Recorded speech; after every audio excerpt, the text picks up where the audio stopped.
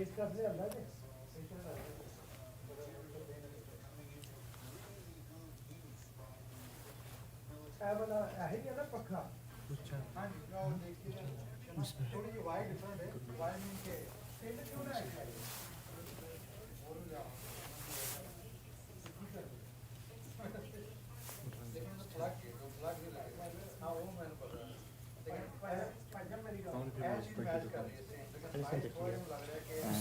25 signed up. So, I mean, I felt like I got late or something.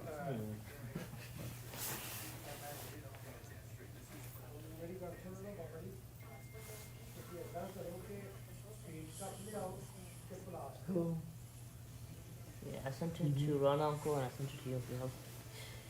So it started already. I just need to. Yes.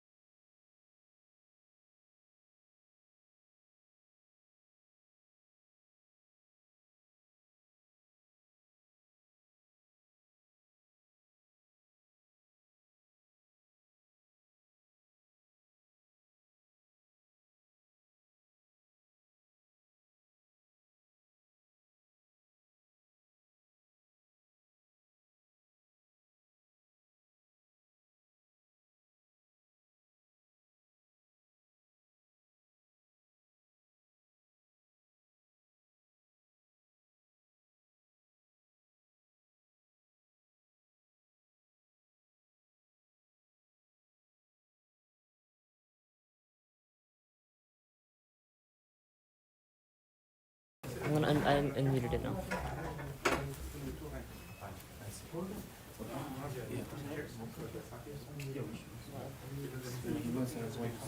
ठीक है sir, okay. सब साथी आइए बैठ जाइए।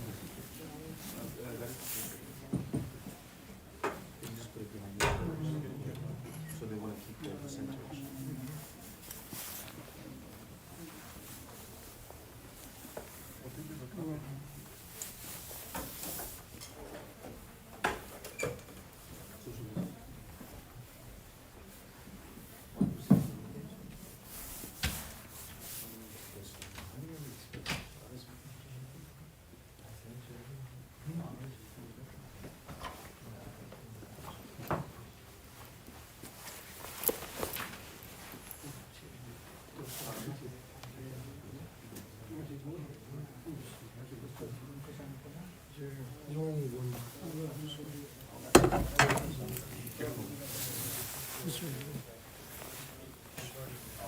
We'll put it next to you.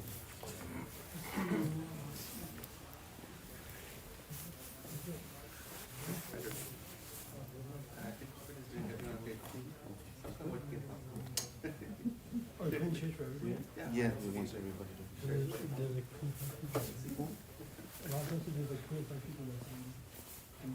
कितने लोग आए हैं? 25? हाँ, 20-25। So we have to get the chairs from inside? और चाहिए सर? नहीं, और 25 लोग आ रहे हैं ना? No, there's females too, so mix. Well, अच्छा, those तरफ हैं कुछ? I think so. there's some. They have chairs? They have few, yeah. Few. थोड़ी सी और रख दो हाँ, अंदर से ले लो ये। यहाँ से ना मेरा वहाँ आगे से लेके आना हॉल अंदर से यहाँ सेट है वहाँ से ले आएंगे थोड़ी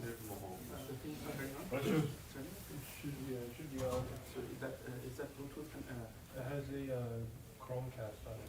So can you somehow? No, No. पानी को पड़ा हाँ, उसके में कह रहा हूँ पानी के shows us पानी चाहिए। Okay, it's LG, right? Can you just see? Yeah. Yeah, it's working.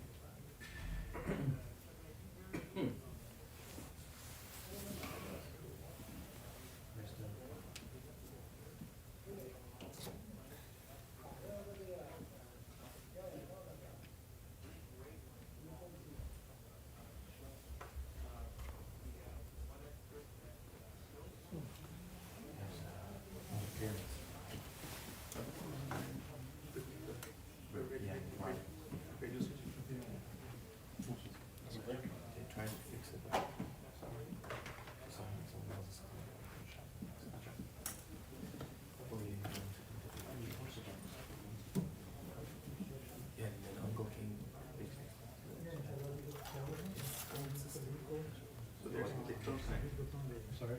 I think they're asking for permission. Are there any instructions? Yeah, it's okay, but it just. No, it's asking for yes.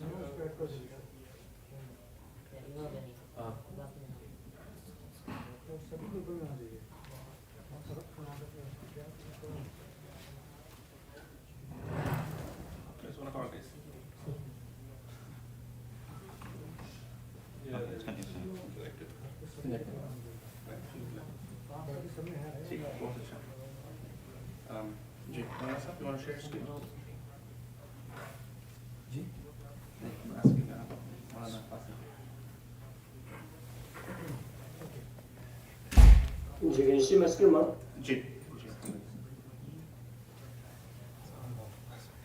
तो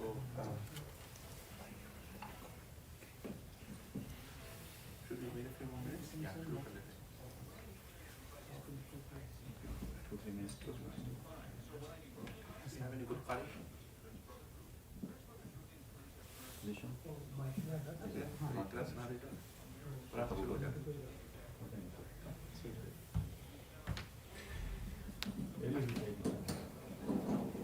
Take 5 minutes to go.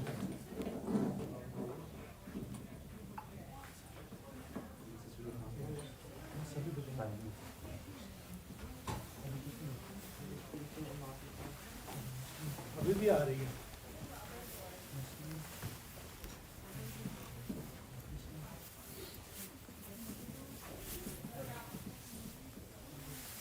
The ladies already. इस देरी जो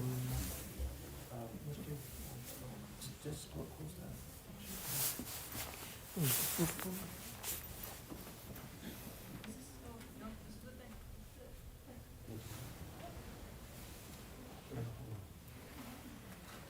بالله من الشيطان الرجيم. بسم الله الرحمن الرحيم. لله ما في السماوات وما في الأرض وإن تبدوا ما في أنفسكم أو تخفوه يحاسبكم به الله فيغفر لمن يشاء ويعذب من يشاء والله على كل شيء قدير. آمن الرسول بما أنزل إليه من ربه والمؤمنون كل آمن بالله وملائكته وكتبه ورسله لا نفرق بين أحد من رسله وقالوا سمعنا وأطعنا غفرانك ربنا وإليك المصير. لا يكلف الله نفسا إلا وسعها لها ما كسبت وعليها ما اكتسبت.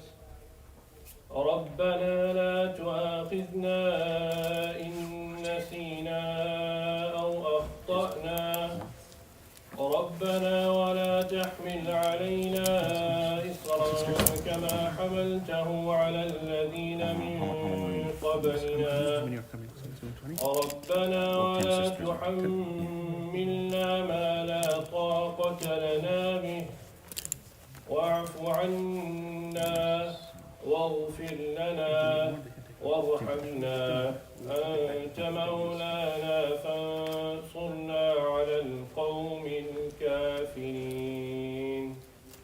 صدق الله العظيم.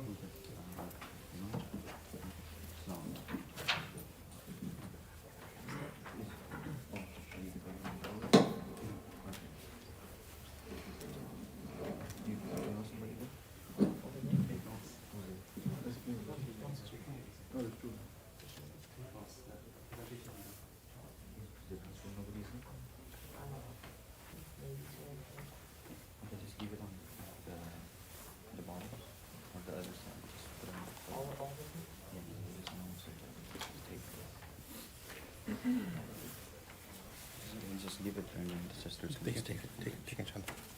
So we'll just push it more inside.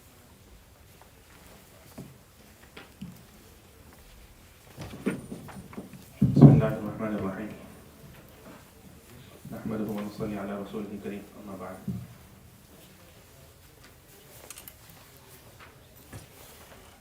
Maranatha, you can start recording inshallah. Recording in progress. We are recording so that once the workshop is done, we can send the recording to everyone who participated, because the workshop will be followed by a Q&A. So that Q&A needs to be filled out. So I will share the registration link one more time towards the end. So anyone who missed the registration, they can put it in. So we can email and text them the questionnaire, inshallah. So if we very quickly begin with the history of America, the Muslim Islamic history of America, we will see that the Muslims, who we call the immigrants, they started coming into this country around 1940 from the Middle East as well as from our subcontinent. But majority of the people who came in those days, their original plan was they will study here, they'll go back to their homeland. But once they came here, they saw that this was a land of opportunity, security, safety, living standards, everything was much better. So as they completed their studies and they got good offers because they were intelligent, so they gradually started settling down here. It was by from 1940 to 1960, 70, not that many masjids were built because people were still deciding whether to stay here or go back. But by 1970s, the Muslims had made up their mind that they're staying in this country. So from 1970, we can see the uprising of the masjid development. In every city, wherever there was a pocket of Muslims, a masjid was built. And in terms of Islamic education, the only system they could come up with, which was viable, was the Sunday school. Because there were no imams, the people who built the masjid, they were leading the salah. Whoever had the most correct tajweed, whoever had some knowledge of Islam, he would open a book, give some khutbah, and then they would get all the community children together on Sunday, because the parents were off and the children were off, and they would come and have some fun for 2-3 hours, and they would go home. This continued. Usually what happens is people always look for improvements, but in America, we look for improvements in dunya, buying one car to another car, one house to another house. But when it came to growing in terms of the Islamic education of our children, that was one area where we horribly failed. So the Sunday school, instead of improving and becoming a weekday maktab or something of that sort, they just became a bigger and bigger Sunday school. So where initially maybe a masjid had maybe 10 students in Sunday school, 20 years down the line they had 400 students in Sunday school. But the Sunday school stayed as Sunday school, it did not grow out of that. Alhamdulillah, I would say from the 2000s, when gradually South African ulama started coming in, ulama from UK started coming and settling down, they were laughing at what the Muslims were doing. They were like, how can you guys survive on Sunday school? So they were the ones who started establishing the maktab. For example, if you look at Michigan area, I think it was Qari Altaf and Qari Suhail Mangera, I think they were one of the pioneers when it comes to the Monday to Friday maktab, right? And in this area at least. In the same way, if you go around the country, you'll see someone from South Africa, someone from England who came in and he established the Monday to Friday maktab program. But it was very few and rare, and whenever there was a demand from the community, it was for nadra class. That hamare bachche ko hifz kara do, make them do the hifz. So they would come after school just for the sake of hifz. So there was no structure like we saw in South Africa and UK in terms of Quran and Islamic studies. There was no structure. However, the Muslims, the ulama who started in the 2000s, they originally started with the South African curriculum called the Taseel series. That's a long history of how Taseel was built. Those who went through South Africa, they will know. It started off in 1968 as the first Islamic curriculum. It was called Durus al-Islam. Qari Tayyib rahimahullah from Deoband went to South Africa and he told them, you guys have to change the language of the maktab. You cannot keep it Gujarati and Urdu anymore. So they changed it to English. So 1968 was the first time they came up with the Islamic curriculum in English language in South Africa. By 1996, they had gotten their resources together and they came up with the Taseel series. So England, same thing, from 1960 or 50, when they were building the masjids, they had the maktab program, Ta'lim al-Islam, Ta'lim al-Haq. By 1968, 70, some of them took those to Islam. Then 1996 onwards, England also took the Taseel series. But the problem is, in England, the Muslim population is very concentrated, and there's a sharp eye on them from the government, which is why it didn't take long before the government found some things in the Taseel series, which they called extremism, and they were targeting the makatib and telling them, you cannot teach this, it doesn't go with our values. So the Muslims in England, the ulama, they were forced to come up with a curriculum which would be on the England standard. So from them, one of the most, I can say one of the most famous curriculums is the Nasiha curriculum, which we have Maulana Qasim, he's the COO, Chief Operating Officer of the Nasiha. He'll be delivering 2 workshops. They were the ones who founded the Nasiha curriculum. He will show all the details, what they have, subjects, everything. And another one is the Safar publication. These are the 2 more major ones. But the Nasiha is more effective in the Monday to Friday program, and the Safar is more effective in the weekend program. That's how they were designed. So inshallah, I'm going to let Maulana Qasim start the presentation, inshallah. And then he will show us the teaching methodology, behavior management, and he will also show us the curriculum itself, just to let us get a brief understanding of how the thing worked and was established and the whole history. And then we will talk about towards the end on how to establish and build, or some history, or I can give some Karguzari feedback on how we have worked with the masajid in New York, and where from 10, 15 students in each masjid, we have grown to about 100, 120, 130 now in the few masjids we're working with. So I'll inshallah give that Karguzari towards the end, inshallah. So Mawlana Qasim, you can start inshallah. جزاكم الله خيرا. السلام عليكم ورحمة الله وبركاته. الحمد لله رب العالمين والصلاة والسلام على سيد الأنبياء والمرسلين وعلى آله وأصحابه ومن تبعهم بإحسان إلى يوم الدين. سبحانك لا علم لنا إلا ما علمتنا إنك أنت العليم الحكيم. اللهم انفعنا بما علمتنا وزدنا علما والحمد لله على كل حال. Respected teachers, respected ulama, it gives me great pleasure to share these few moments with yourselves, although not in person. However, this little bit of communication that we will have today, we pray that Allah subhanahu wa ta'ala makes it a means of the success of our efforts with regard to educating our children about their deen and making them successful in this dunya and ultimately in the hereafter. I ask that Allah subhanahu wa ta'ala put barakah in whatever we share today, and I ask Allah subhanahu wa ta'ala to guide me and to guide us all into saying and understanding what is correct and what is right and what will lead us towards eventually attaining this goal of ours. As Mufti Abdullah Sahab mentioned, alhamdulillah, a great amount of work has gone into making teachers' lives easier, ensuring that they have all of the tools necessary, and ensuring that the teachers can do their job, which is to teach, rather than having to busy themselves with the administration and preparation and all sorts of other things that are related to running a maktab and running a class. Alhamdulillah, Al-Nasiha was developed for this very purpose, to ensure that children are provided with resources, teachers are provided with resources, which are, we call them the 3 E's: easy, enjoyable, and engaging. That's what we want to work towards. Every resource that is created, easy, enjoyable, and engaging. And as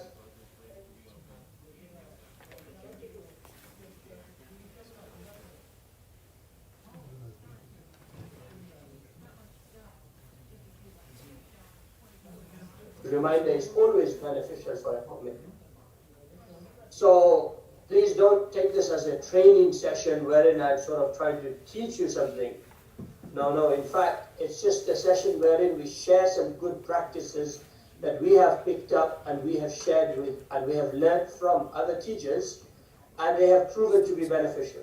If you find one thing that's beneficial for yourself and you put that into practice, that inshallah might just become a means of our salvation in the eyes and the court of Allah subhanahu wa ta'ala. So let's quickly, before we get into the 2 parts of the presentation, 2 parts of the training, number 1 being effective teaching methodologies and number 2 being behavior management, let's quickly take a look at what Al-Nasiha has prepared for yourselves as teachers, part of which is this training session. So, as an overview, Al-Nasiha has got the Islamic curriculum books, which are for students. They start from level 1 for grade 1 students, all the way up to level 8 for grade 8 students, and alhamdulillah, work is underway for grade 9, and inshallah soon grade 10. Then we have an exam portal, which I'll show you in person. Inshallah, it's a bank of 2,000 plus questions, and those questions are based on the Islamic curriculum.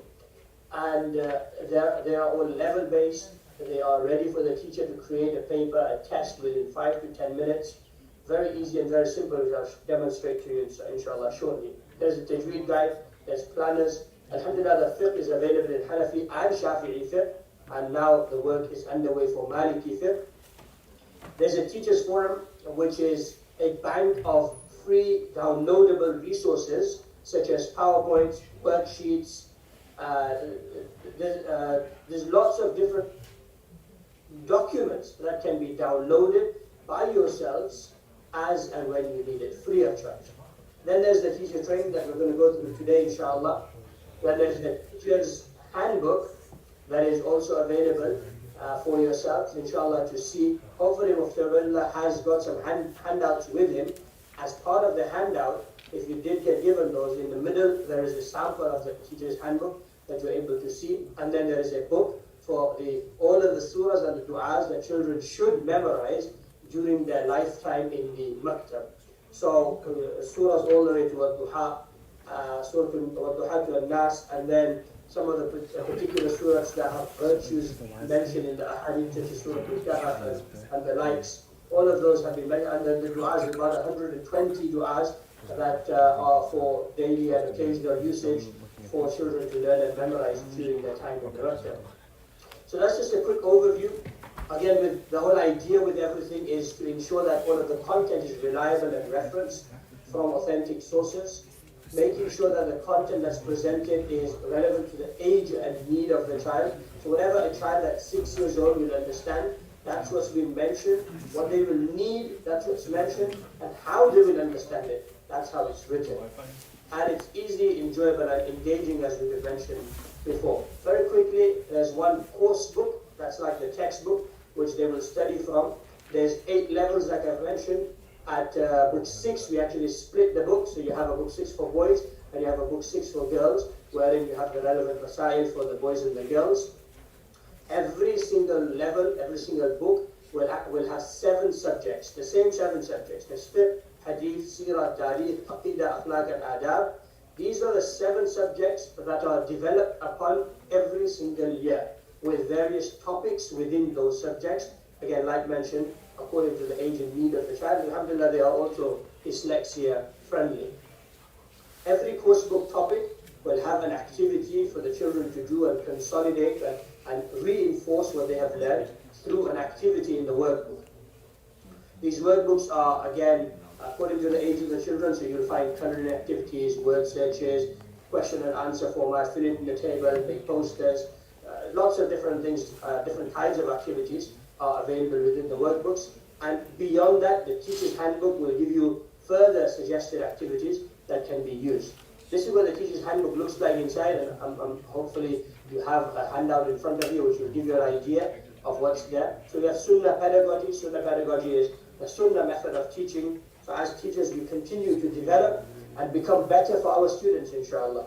And there's various ideas for every single topic in the books. So you have one teacher's handbook for books 1 to 4, a separate one for book 5, and inshallah book 6 one will be launched online in the digital format very soon, inshallah by September. Alhamdulillah, the books with the fadl of Allah are being used, and the resources in over 1,000 institutes around the world, and we ask you to continue making dua for us, that Allah subhanahu wa ta'ala allow us to continue benefiting many more institutions around the world. As I mentioned, there's a resource in there. Inshallah, we will show you.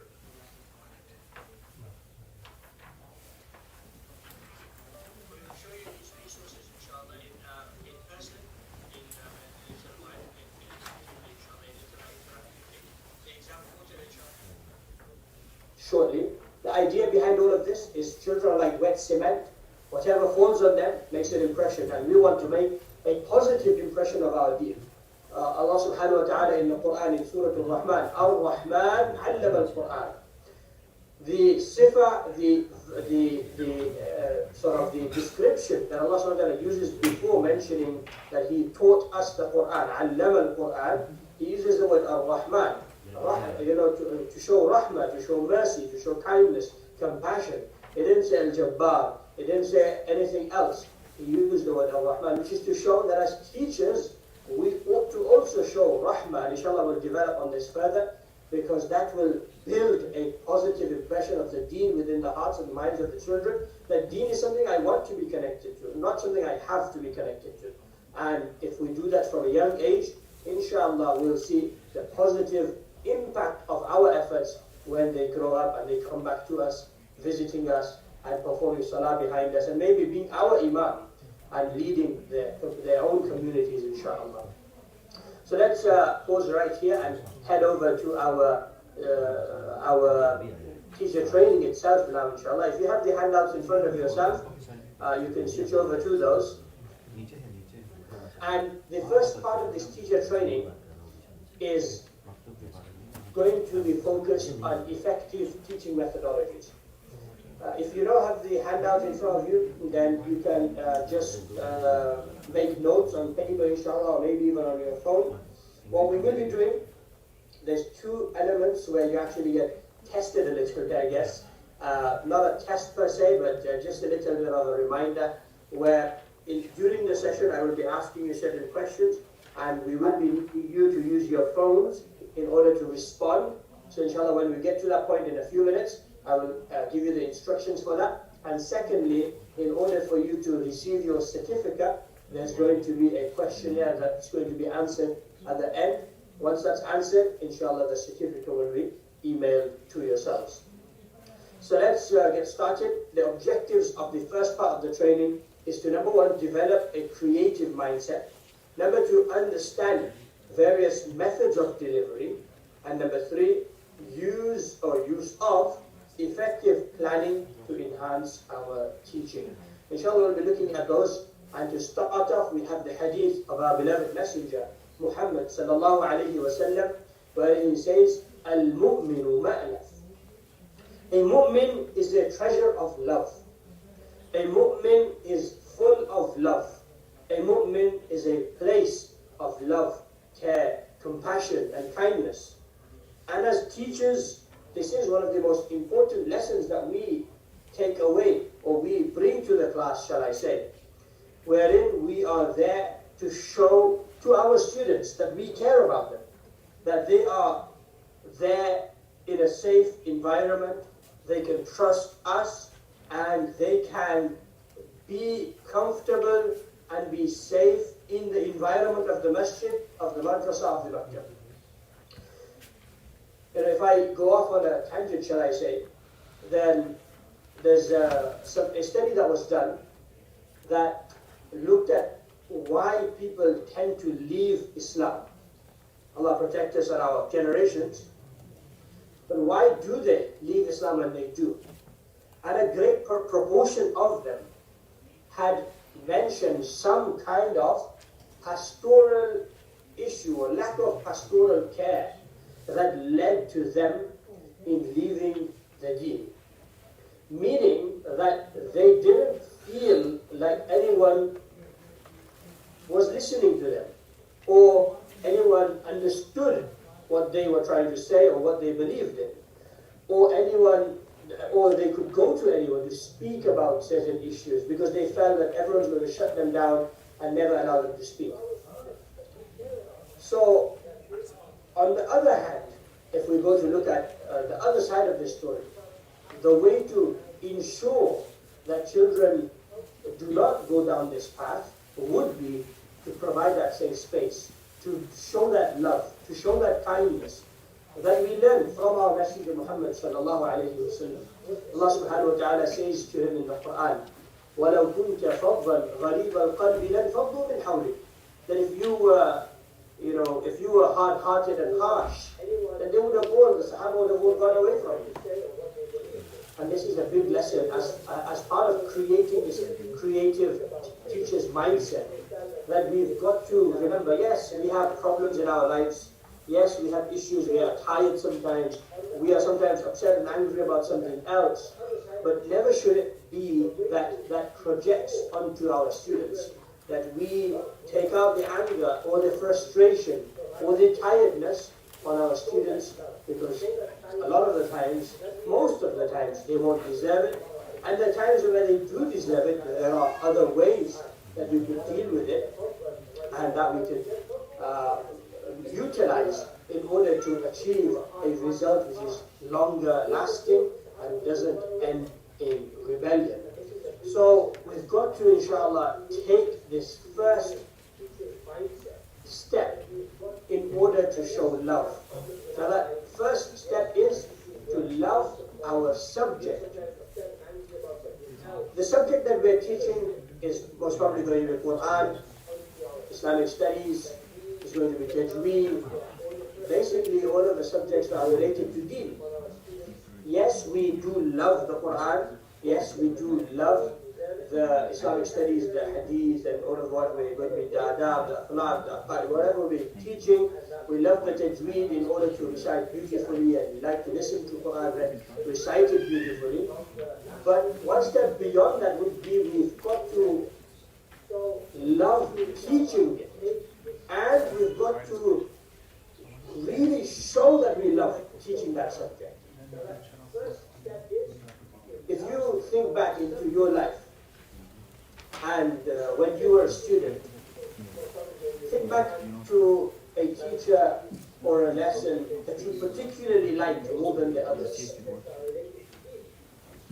And if you ask yourself the question, why is it that I like that teacher or that lesson more than other lessons? I'm sure you'll come up with different answers. I'd like to take this opportunity to make this slightly interactive and see what your answer would be to this question by getting you to enter this slide of ours so that you can explain, give us an explanation in one word why you remember the student. So I'll give you the join of your notes, the slides, the link to join the slides will be slides, slides.com /Nasiha, NASIHA. You join that link and then give us the word that you will use. So let me give you an example whilst you're joining.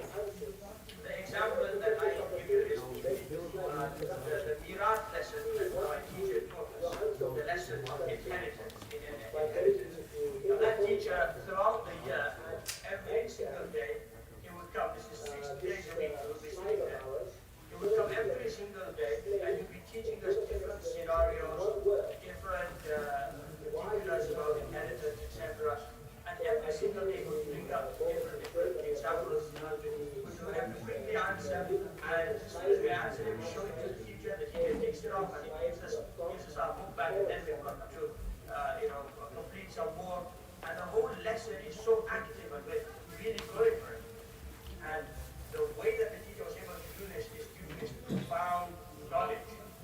So if I was to describe his teacher using one word, then I would say that it was his knowledge that really stood out. And that's the word that I would use. So knowledgeable. So I'm still waiting for teachers to join. I think most people You need your phone, the ahaslides.com/nasiha. If you join this website,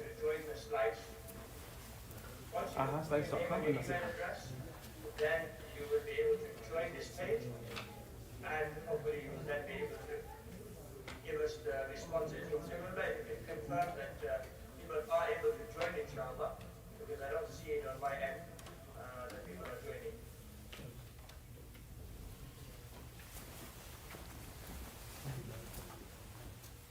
Everyone, just on your browser, just type ahaslides.com /nasiha. Then you can type and it will come up on the screen, inshallah.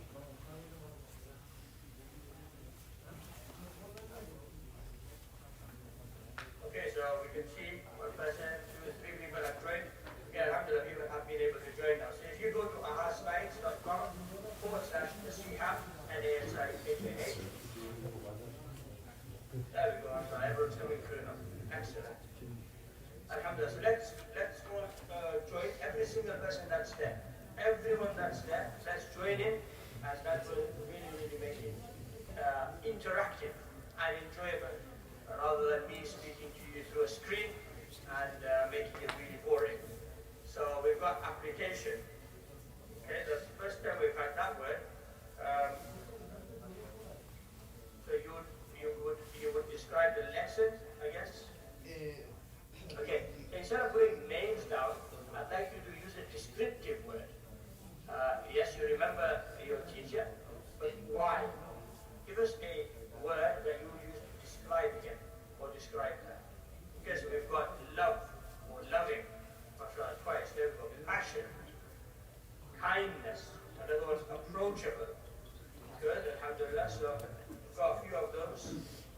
I think a few more people have joined us.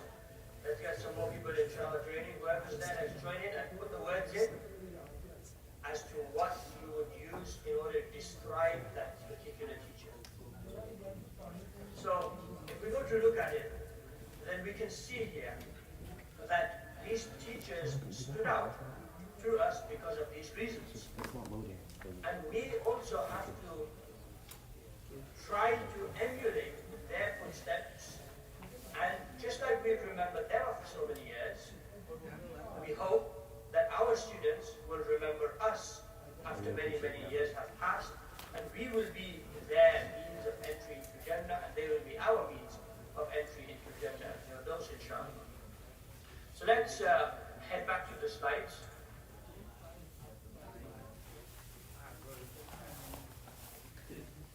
But the first point was love your subject. So much so that you become the subject and the subject becomes you. The students, they see you and they remember what you teach, and they see the subject that you taught them and they remember you. Secondly, we look to love our class. The class that we have in front of ourselves, the class that we are teaching, the class that is with us this year is going to be different to the class that was with us last year. They're going to understand things differently, they're going to have different tendencies, they're going to have different emotional states, and their mental health will be different. Every class comes with its own challenges. And we've got to be able to adapt to those challenges. But whilst adapting to those challenges, we've got to remember at the end of the day, they are children.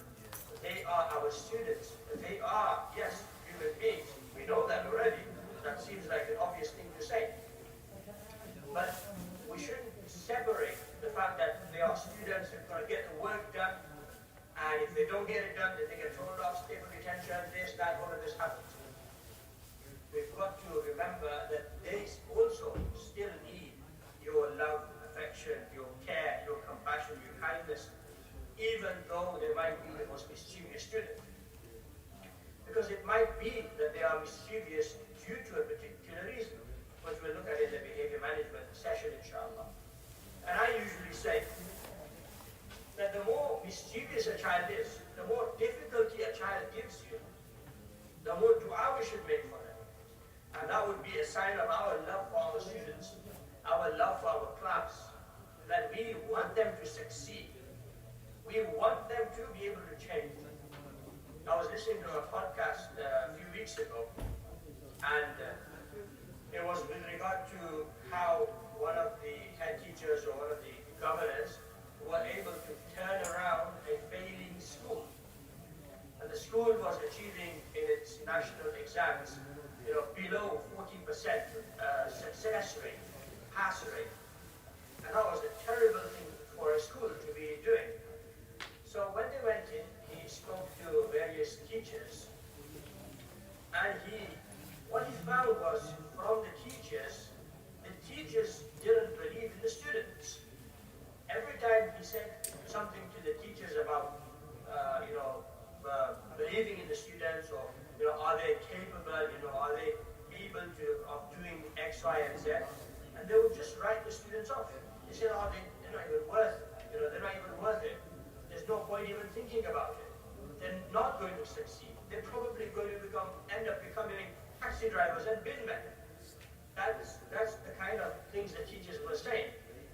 And after many, many years, in fact, of changing the culture and the attitude of teachers towards their students, they were able to find that they became one of the top performing schools of their city.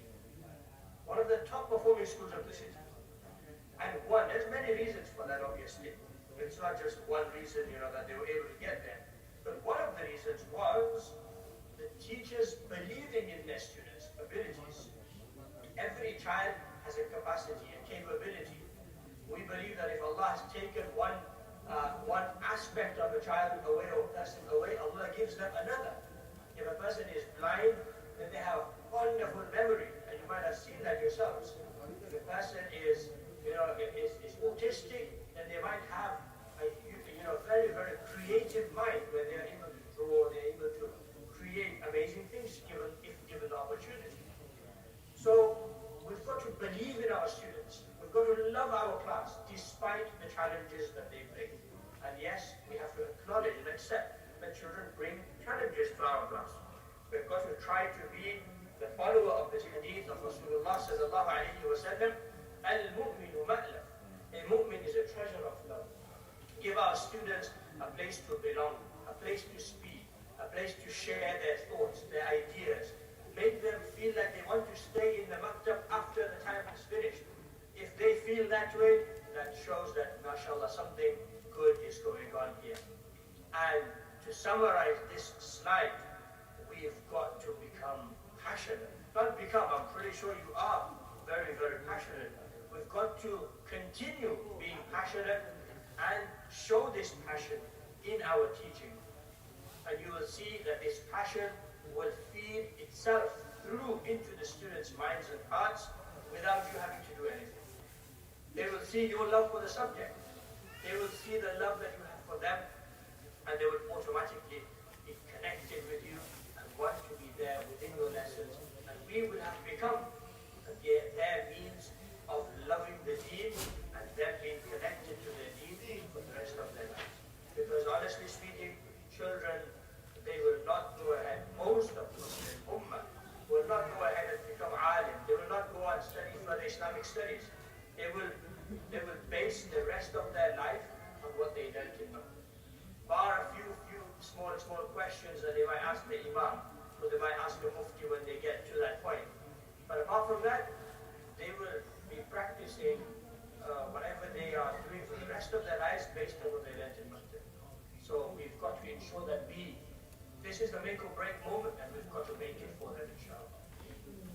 Now, as a precursor or as preempting the next slide, we've got a little activity for you that you can do within your booklet, within your handouts, or on your own piece of paper. If I could get you to connect these 9 dots that you see on the screen, connect them with 4 straight lines without lifting the pen. So if you could give it a go, inshallah, scribble away and give it a go. Try it, inshallah. There's 9 dots here. All of the 9 dots must be covered.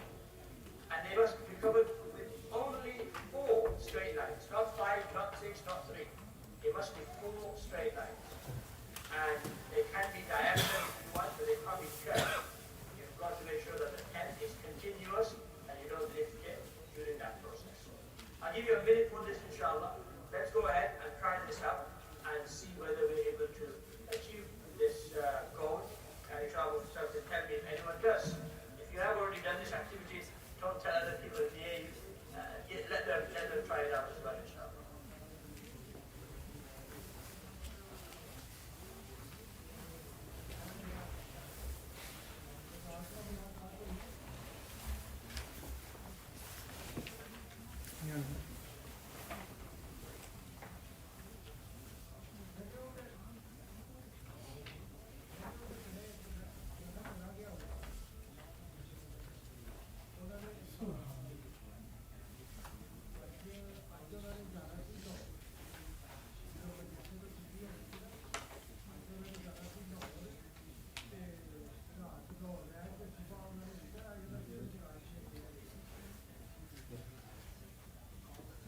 Let's hope everyone's given it a go, inshallah.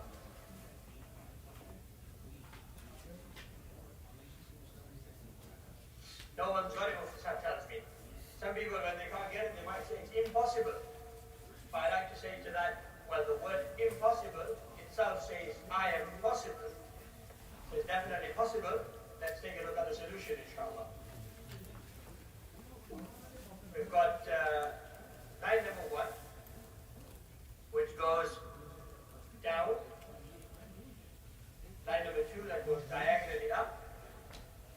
Line number 3 that goes across the top. Line number 4 that goes through the middle.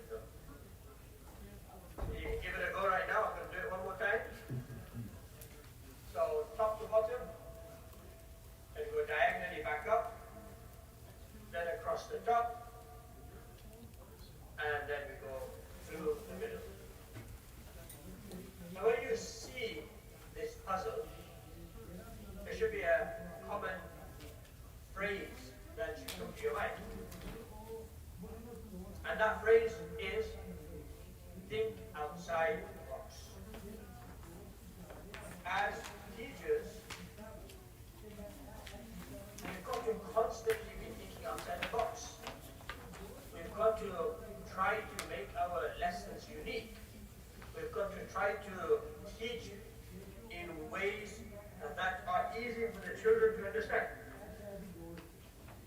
And this is sometimes a very hard task, difficult task. This is what takes a lot of our energy.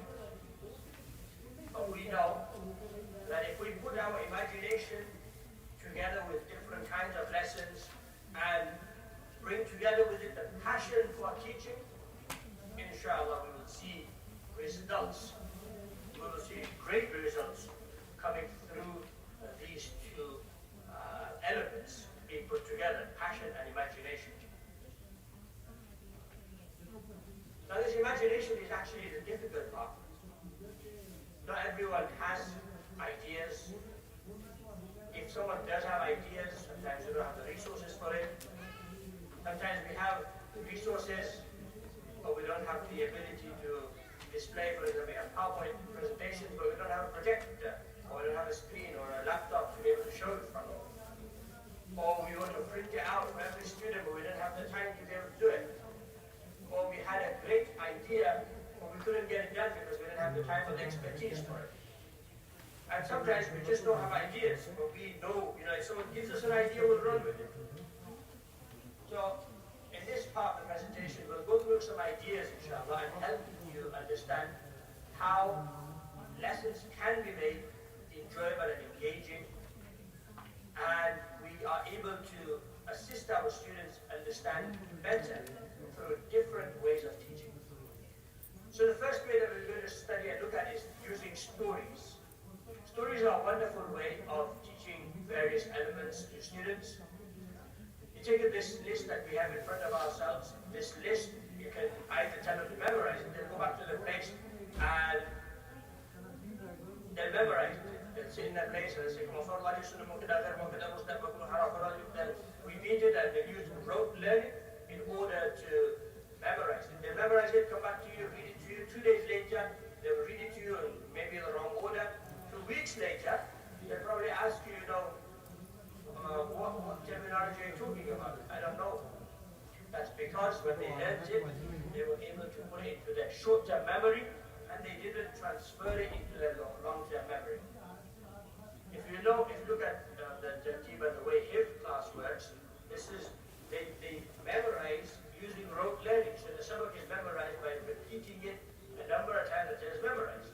But in order to assist their memory, moving it from short-term to long-term, there is a sub-key or the short revision, the revision that happens near the sabak, and then there's the revision that they will do from the beginning of where they memorize up until where they have to finish the memorization up to now. And this helps them move it from short-term memory to long-term memory. So, in order for us to ensure that children are remembering what we're teaching, it's not just about passing the content. It's not just about, let's go again. Read, explain. Okay, guys, you understand? Yes, great, let's go. Because, as we mentioned earlier, this is what they're going to base the rest of their lives on. So they need to be able to remember as much of it as possible. If that's 50% of what's been taught, that's great, amazing. If it's 60, 70%, alhamdulillah. We're going to try to aim for as high a number as possible. And whatever happens after that, we are able to then deal with that during exams and tests and be able to allow them to revise for those particular times as well. So let's take the example of memorizing lists and see how you're able to make a difference by giving you a little test. So I'm going to put up a list of states in the US that I'm going to ask you to memorize in, let's say, 15 seconds. You're going to just memorize the right order, and then we're going to go to those interactive slides, and then you're going to put them in the right order. So let's put them up for you. So this is the list: Texas, Massachusetts, Arizona, New York, Minnesota, California, and Ohio. Ohio, inshallah, is where we're going to be tomorrow. This is your list. It's been around 5-7 seconds already. And you have another 5 seconds left to memorize this.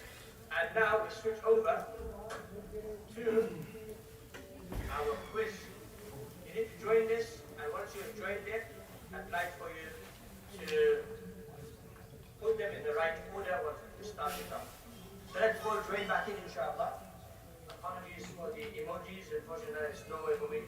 disable those, but let's join in.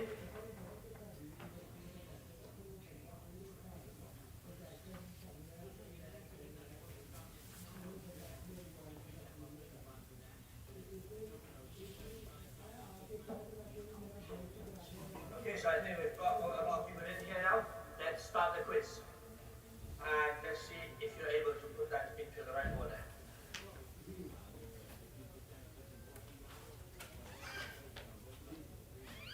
Right, you have 25 seconds remaining, and you've got to put them in the right order, so let's go. Inshallah, we can do it.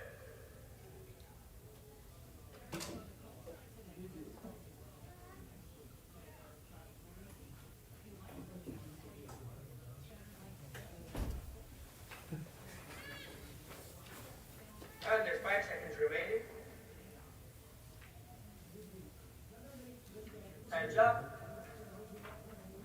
And there we go. So we only had one person, and I assume that was probably Mufti Ubaidullah, who's been seeing these slides too many times, I think now. Probably knew exactly the order that they should be in. But the rest of us got it wrong. And the idea behind this, so either you didn't complete it or you got it wrong. The idea behind this is, if we give children a task, just to memorize quickly, come on guys, learn it, and by the end of the lesson I'll listen to you, then they're probably going to forget it. The idea of us teaching is not for them to forget, it's for them to remember. So let's change it up. We've got a list, C3 fifth terminology, we want them to memorize it. This is a lesson that was done by one of the teachers where they converted it with the students into a story. So they said, once a very important Mr. Fal went to the second most important Mr. Wajib's house. He saw sunnah sitting on a nice, strong, mu'akkada, like a sofa or something, while another sunnah didn't sit on a mu'akkada. As they all sat together, Mustahab walked in and said, would you like some sugary sweets? They all said, no, we dislike sugar. It is makruh for us. He said, is it not allowed? We said, haram. And just like that, they know all the terminology, and they also know a bit of each, the meaning of each one of them as well. That helps them understand what these terminologies are all about. This was an actual lesson that the teacher did, and they sat together as a group, and they deliberated, and they discussed, and they came up with this story together. Now you remove the story from it and ask them to tell you the terminologies. In their mind, they're going through this story, and that's what they're going to remember. The power of stories is amazing, where it grabs the attention. You ask the imams, the khatibs of the masajid, a bayan, a speech that they give with a story in it, will be taken much better than a speech that doesn't have a story in it, because people can relate to stories. If you look at the Quran, it's full of stories. Lots and lots of stories mentioned in the Quran by Allah subhanahu wa ta'ala to make us think and to take morals and lessons from. If you look at the Sunnah and the Ahadith of our beloved Messenger Muhammad sallallahu alayhi wa sallam, similar story there, similar case there, where we have many, many stories and parables and examples that are shared in order for us to be able to understand. If we take one of those examples, the hadith in which Rasulullah sallallahu alayhi wa sallam talks about Amr bil Ma'ruf wa Nahy anil Munkar. He says, he gives a parable, an example of the people of the ship. That if the people on the lower deck and the people on the upper deck, people of the lower deck, they say, instead of going to the upper deck all the time to get water, how about we just make a hole here in the lower deck, and then we won't have to keep disturbing the people of the upper deck. Rasulullah sallallahu alayhi wa sallam says, if the people of the upper deck don't stop the people of the lower deck from making that hole, then they will all drown. This is the example of Amr bil Ma'ruf wa Nahy anil Munkar. And this was given by Rasulullah sallallahu alayhi wa sallam in order to explain a concept. He could have easily just explained it, but he mentioned it in the form of a parable, an example, which lasts longer in the mind of a person. Another method of teaching is using visual aids. So we have visual aids in front of us. Right now we have the screen that we're watching the presentation. You have the booklets, the handouts in front of yourself, which are also helping you hopefully in staying attentive. Otherwise, me speaking to you without me being able to see me is definitely going to put you to sleep. So using these visual aids in order to capture the attention of the student, of the attendee, of the listener, Rasulullah sallallahu alaihi wasallam also used such visual aids. But let's look at an example of one of the teachers for the lesson of the importance of speaking the truth. They did an experiment, in fact, and they demonstrated this experiment to the students, and some teachers were able to just show the video instead, which is also a visual method of learning. I'll play the video, and I'll take you through what's going on in the video to explain what's happening. So we have a bowl of water here, and the bowl of water has some pepper inside of it, sprayed on top. The pepper signifies the mercy of Allah subhanahu wa ta'ala. Then we have some cotton buds, maybe I don't know if you call those Q-tips or something. The cotton buds, there's the clean set, that's the clean heart which is not lying. When immersed in the mercy of Allah is attracted to the clean heart and it is covered in the mercy of Allah. Whereas the heart that is lying is covered in sin, as you can see, is covered by the detergent, the washing liquid, and you can see when put into the mercy of Allah subhanahu wa ta'ala, the mercy of Allah subhanahu wa ta'ala is distance from such a person.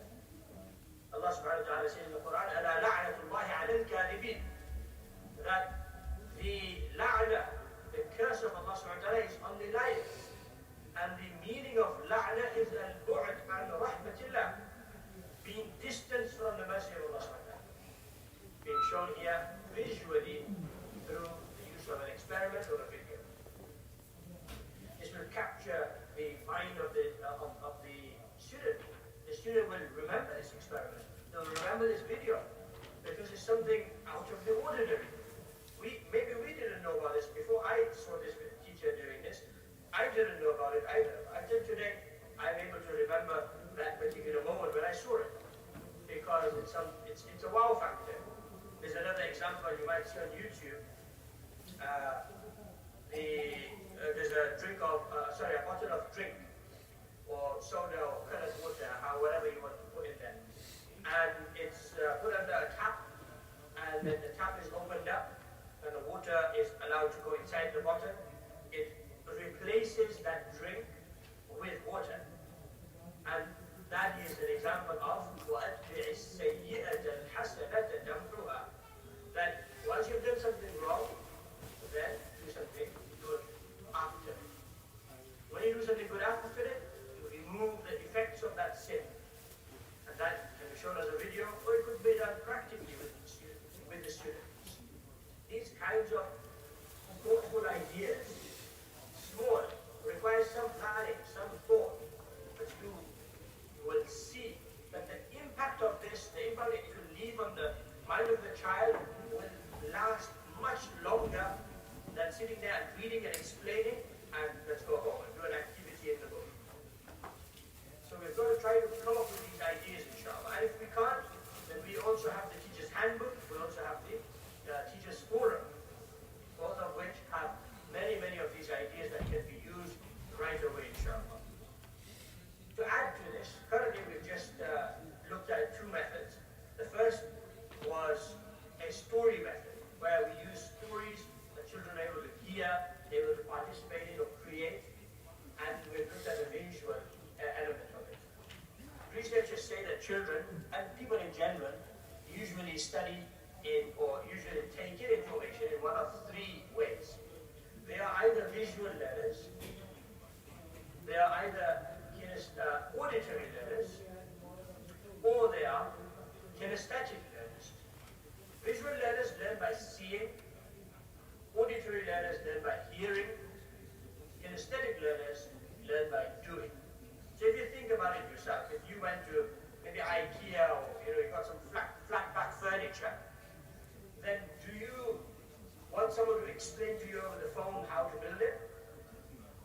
Do you like to do that? Or do you prefer to watch a video about how it's done? Or do you prefer just getting into it and starting up and then making a mistake and having a screw left over and thinking, where does this screw go now? Which one do you prefer? I definitely prefer the third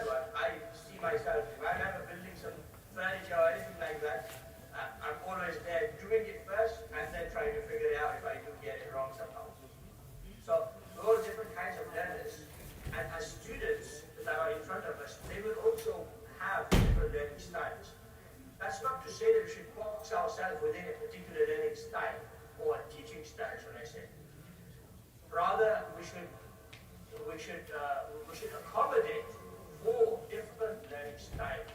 If we're going to read or get the students to read and explain, that's going to have only one kind of student, one kind of learning style targeted, which is the auditory, because they're just hearing. How about the visual learner? How about the kinesthetic learner? They might miss out on the content that is being taught.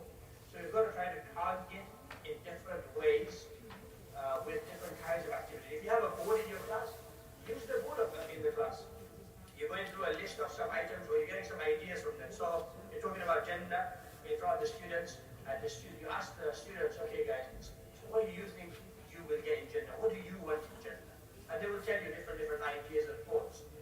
Now, if you just hear them and pass it off and maybe come back to one or two of them that you mentioned, or we could get them to write it on the board, or we could write it on the board. We could, whatever ideas, whatever things that they say to you, it's a guided discussion obviously, and they will give you that, you write on the board, it stays on the board longer, the children are able to see it, and they're able to hopefully keep it in their minds longer, and then we can base our discussions based on what is written on the board. If you're doing tajweed, you write a word or 2 or 3 words or an ayah of the Quran, and you get the students to come up with different colors to highlight the different rules that are there within that particular verse of the Quran or that particular word. This way, we are targeting different kinds of learners. So there's a visual, there's an auditory, and there's a kinesthetic. Did the Prophet ﷺ use visual aids? Most definitely, the Prophet ﷺ did use visual aids. Something like this is mentioned in the Ahadith, that the Prophet ﷺ drew something like this in the sand for the Sahaba, and he explained to the Sahaba that this large rectangle, that is the life of a person.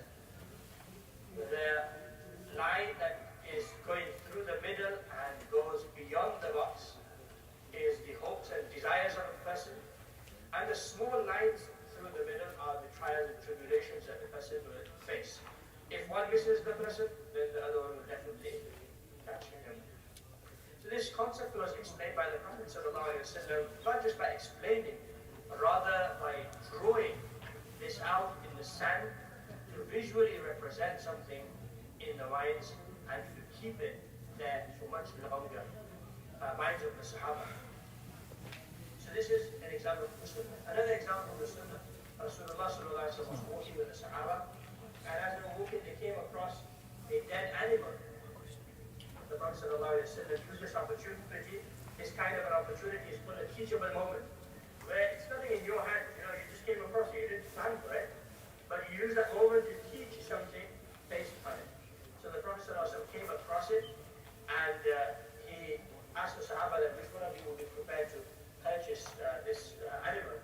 And Sahaba responded that, we wouldn't like to purchase it for even a meager, small amount, even if it was alive. And the Prophet ﷺ responded and said that the example of this world in the eyes of Allah subhanahu wa ta'ala is worse than or like that of this animal in your eyes. The Prophet ﷺ used a visual tool, shall I say. What the Sahaba saw was going to last in their minds. But he converted that into a lesson that they were able to relate to and take away with them. Now we have the final part of the teaching methods. But before we go into the final part of the teaching methods, I've got 2 questions for you to answer on these slides. The first one being, what are the 3 learning styles? So we've gone through the learning styles. What are the 3 learning styles, and we're going to hide the results so that people can, inshallah, put it on, and once we've had everyone adding it on, I can then show them, because obviously if I just switch on, people might not enter it. I want everyone to take part, because it's a reminder for everyone. So send in what you remember from the 3 learning styles.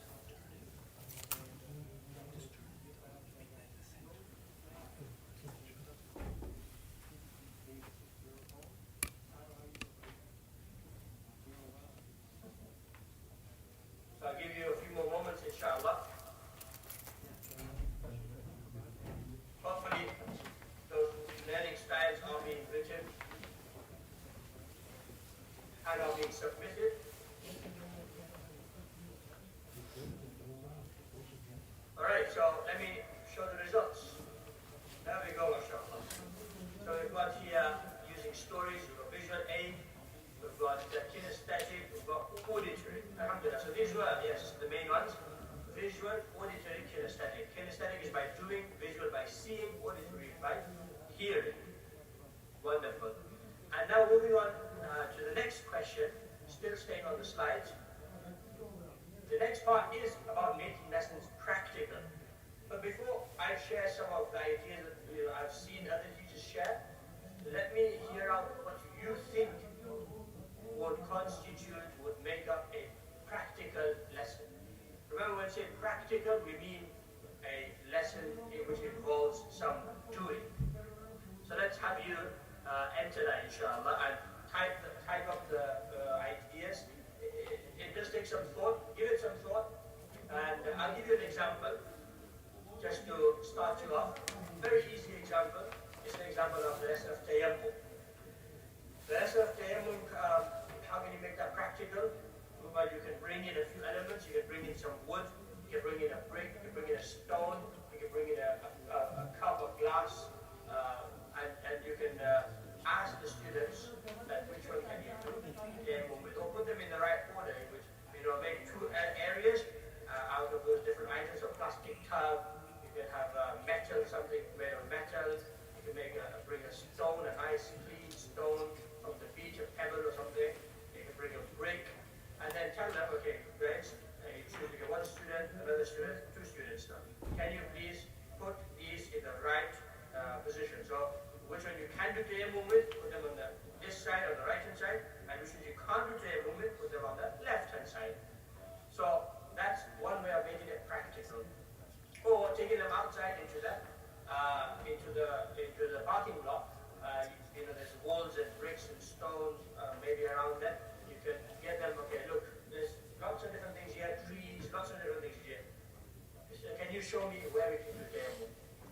Or you take them in the class, you bring a brick and you put a student and you say, okay, this is a brick here, this is stone, we can do Tayammum on this, show us how to do Tayammum.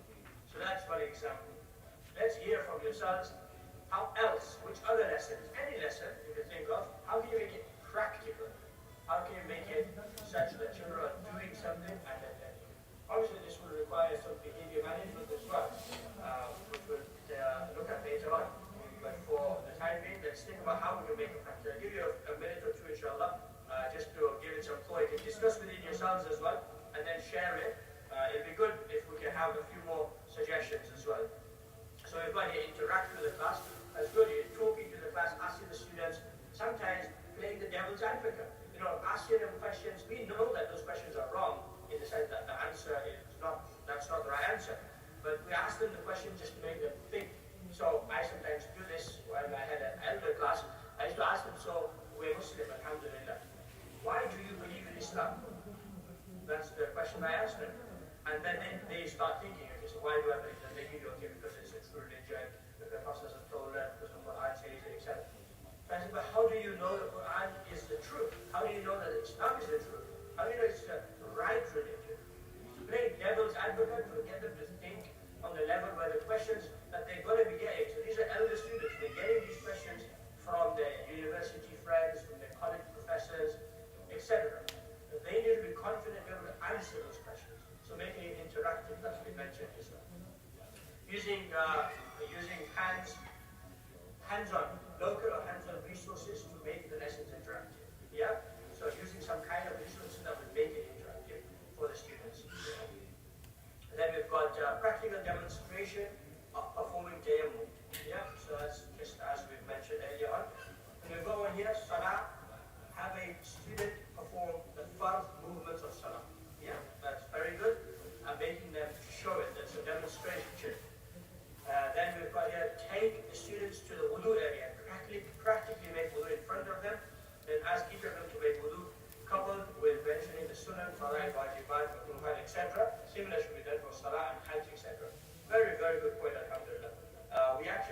So right now Ramadan's coming up. Before Ramadan, when we go for Ramadan holiday, we actually have the workshop week.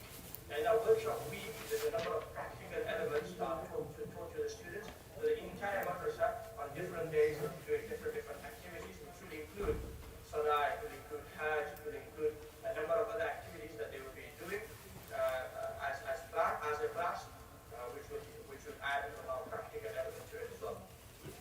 And over here, students for red line or clothes or cloth.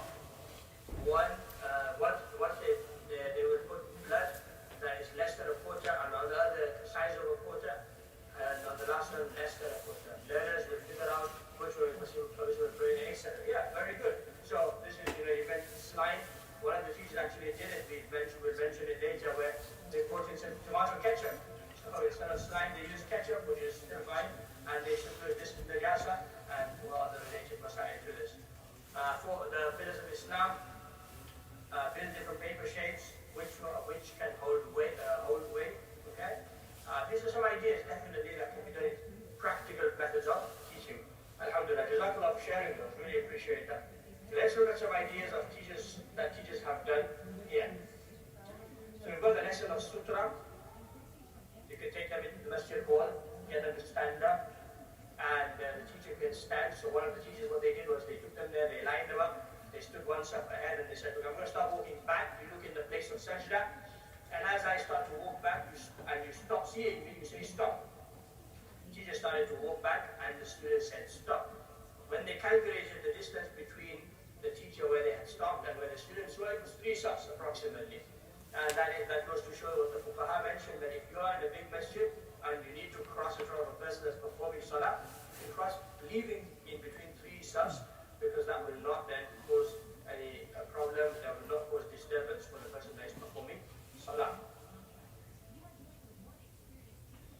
And the next one is najasa.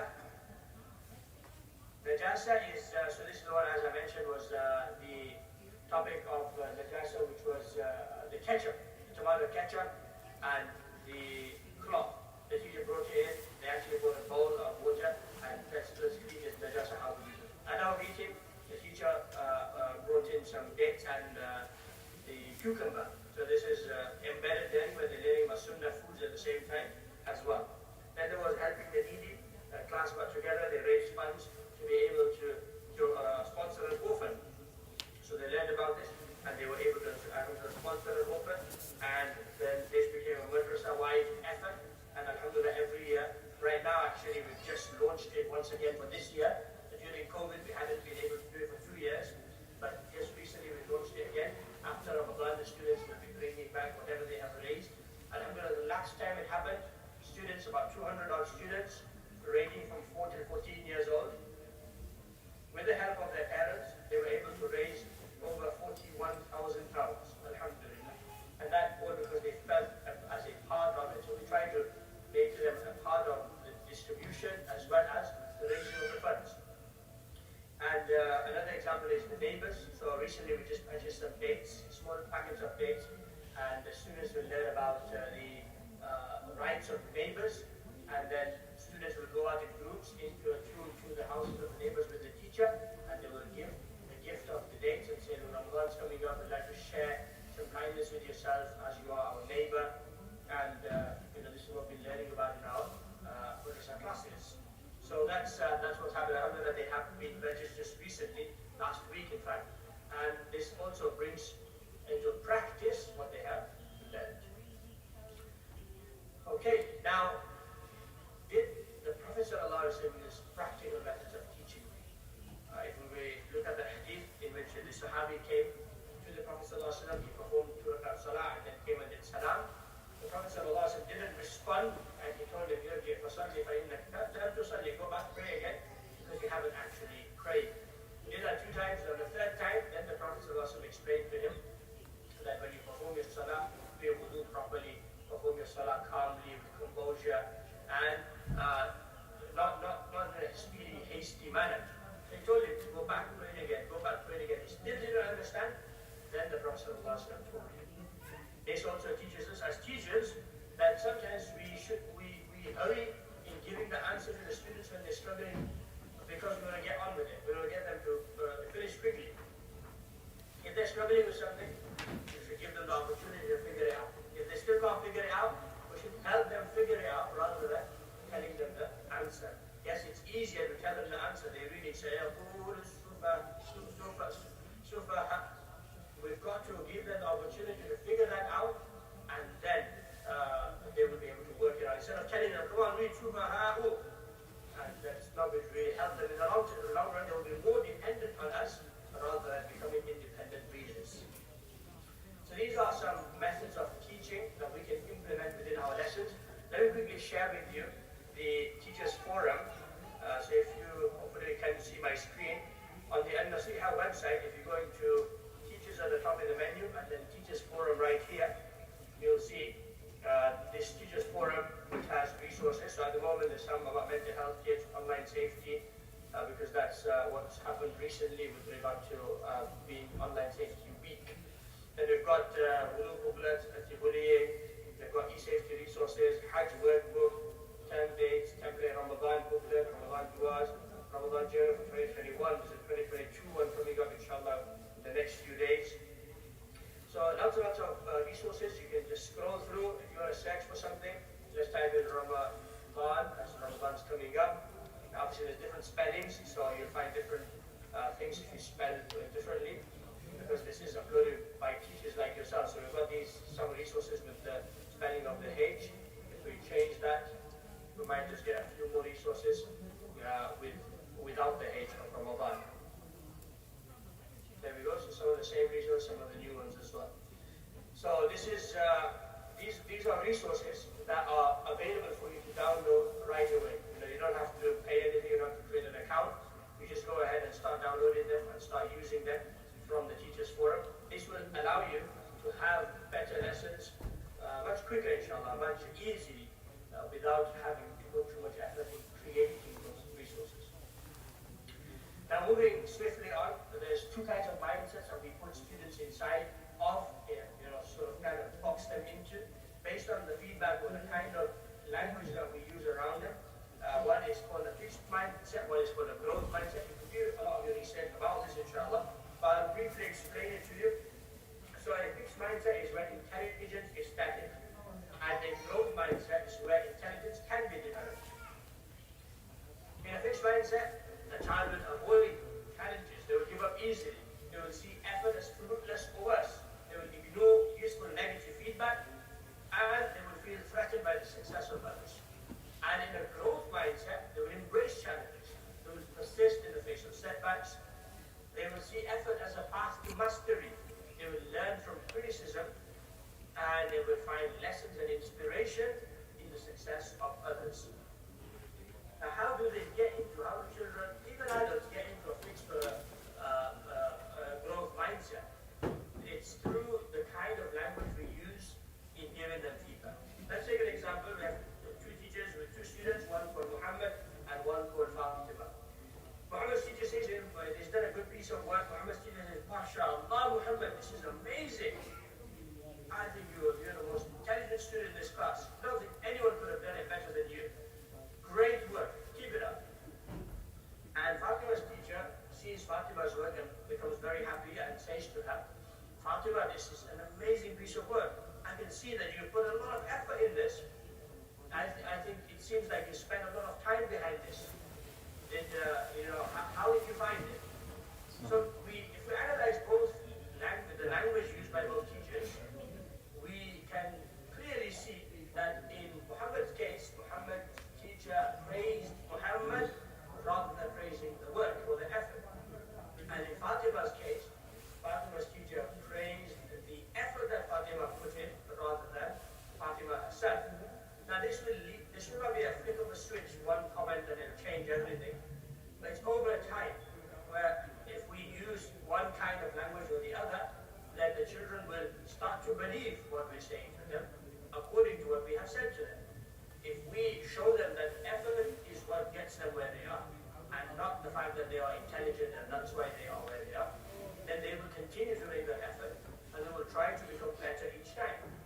That's why you might see that sometimes the so-called intelligent or more able students cause the biggest mischief because they feel that they already know it. So they can spend time messing around, misbehaving, and they can then quickly get the work done. Which is why it's important for us to challenge every student at their level to be able to use their potential in ensuring that they are learning more and learning better, inshallah. We can do more research into this growth and fixed mindset at a later stage, but this is just sort of some food for thought that we'd like to leave you with before we move on to the planning and final section. So far we've done two parts. We've done passion, we've covered imagination, and the final part is planning. With planning, the first rule of planning is if we fail to plan, we plan to fail. You will notice when you walk into a class, you've got a good plan in your mind, you've thought the lesson through, that would be an amazing lesson. You will enjoy it, the students will enjoy it, and you will come back, you will come out of that lesson very, very happy, having achieved your goal. And the day that you're very tired, you got a bit late, you didn't get a moment to plan it through, and you get to the lesson and you start figuring it out as you're going along, you'll find that it becomes more and more difficult to deliver that kind of a lesson. So we've got to make a plan. There's three levels of mutala. The first level of study is where we study the content ourselves. Yes, we might be alim, we might have taught for many, many years, that we know the content, but we've got to revise it so that we know what we're going to teach today. We have a gist of it, an idea of it. We know beforehand what's going to be covered. The second level is how are we going to teach that content to the students? Students, content will never change. The number of salah will never change. The method of hajj will never change. However, the students that we're teaching it to will change.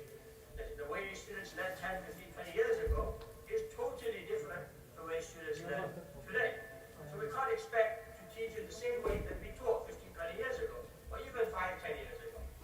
We've got to adapt some of our teaching methodologies in order to be able to target the students that we have in front of us, keeping in mind the challenges that they might be facing. And final level of mutala is what we like need in order to deliver this lesson. Every lesson should have a starter, a main body, and a plenary. Assessments are also important. Assessments are there not to pass or fail, rather they are there to inform our decision of how good our teaching is and how good the students' understanding is, and whether we need to revisit a particular topic or lesson. Now we're going to go through 8 steps for a lesson plan. The first one being objectives and goals. Every lesson should have an objective, a goal. What are you trying to achieve by the end of this lesson? In the teacher's handbook, you'll see many objectives written for every single topic. In the course books themselves, you'll actually find objectives for every subject. So we've got to have objectives and goals. They will help you measure whether the lesson went well or not. If we are able to achieve, meet the objective for the day, that means the lesson did go well. And if we haven't, for example, let's take an example, that the students should be able to list the fara'id of wudu. If by the end of the lesson, they are able to list them by heart to you, then you have achieved the result, the objective, the goal. And if the students are unable to, if half of them are able to, and half of them are not, that shows that a big proportion of the class has not achieved today's goal. What can I do differently in order to assist these students? Yes, sometimes we pass it up and say, look, they weren't paying attention, or they were misbehaving, or they were doing this, or they were doing that. Yes, that might be true, but at the end of the day, the control lies with the teacher. It's the teacher that's able to get the students to do what they want. They are the authority in the class. So what can I do as a teacher in order to ensure that they listen, that they follow, that they pay attention, so that they can learn? So objectives, they help us understand whether we have taught the lesson well, whether the students have understood it well. We have the starter. The starter is at the beginning of the lesson, 5 minutes, 3 minutes, whatever time it takes, less than 5 minutes, we spend on either recapping what we have done last lesson, or giving them a quick worksheet, or maybe even like a word search of words that would come to question about a particular topic. So, for example, we have the topic, I was teaching the topic of Yusuf alayhi salam on Wednesday. And I asked the students, so what do you know from the story of Yusuf alayhi salam? And students obviously came up with different things that they knew about the story of Yusuf alayhi salam. It's a famous story after all. However, during that short 5-minute conversation of mine with the students about what they already knew, I found that 2 students had some misunderstandings or misconceptions or wrong facts about the story of Yusuf alayhi salam. So I was able to then talk about those particularly during that lesson. So that's what a starter will help you do. This is one way. Let's go to diagnostic starter, what I did. But obviously a starter, like I mentioned, could be a word search, it's preparation, it could be recap, it could be a quick activity, a quick series of questions, to get them ready and energetic in order to get them excited for the lesson, rather than coming in and doing a register, oh, come on guys, pay attention, be quiet, etc. Then the third element of planning is direct instruction. How are we going to disseminate the actual content? The topic that we're going to teach them, how am I going to share it with them? So I'm going to teach, recently I had the topic of the Battle of Uhud, and I decided that I'm going to use the board and draw a map out for them. Not good at drawing, but I thought let me do that. Instead of using a projector or something like that to display a map from a computer. So I drew it out for them, and I showed them the different sections of the Battle of Uhud, where it happened, where Medina was in relation to it, etc. And then the next lesson, I drew the same map, but without any labels and names. And I got the students to come and label those particular locations on the board. And you'll be surprised at how many of them actually remembered it.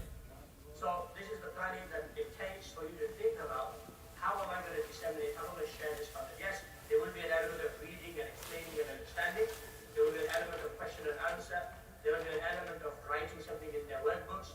And there could be an element of some demonstration, practical, something of that sort as well. So we've got to plan for those. Either mentally, or we write it down, or use the teacher's handbook and read through what could be used and highlight, okay, I'm going to use this, and be able to be ready for this. Try to make our lessons sort of pupil-centered and teacher-led.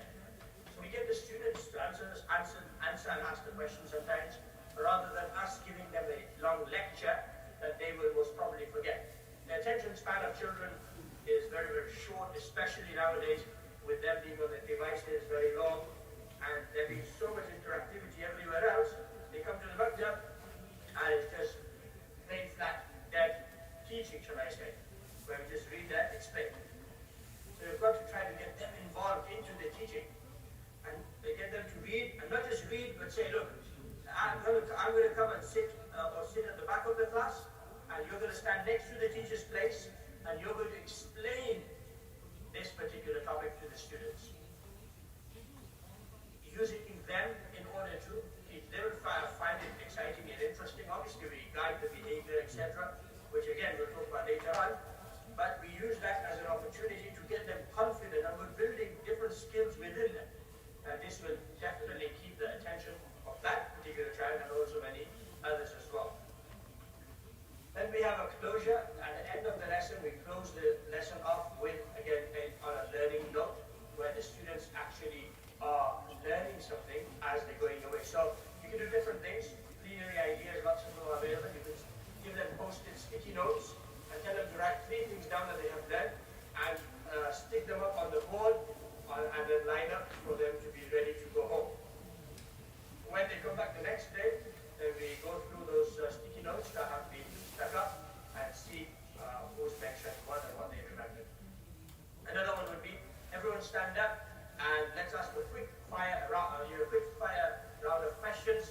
Whoever gets it right in the first instant gets to sit down. Whoever's still standing will go around again, etc. Or whoever gets it right is to line up to go home, and the rest of them. So everyone's excited. Within 60 seconds, 2 minutes maximum, you'll be able to get a quick round of questions in as a quick reminder, a quick recap of what was covered today.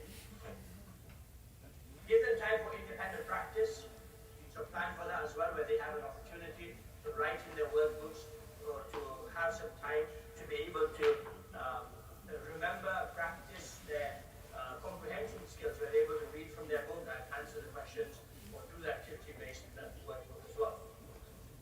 That's called formative assessment, by the way.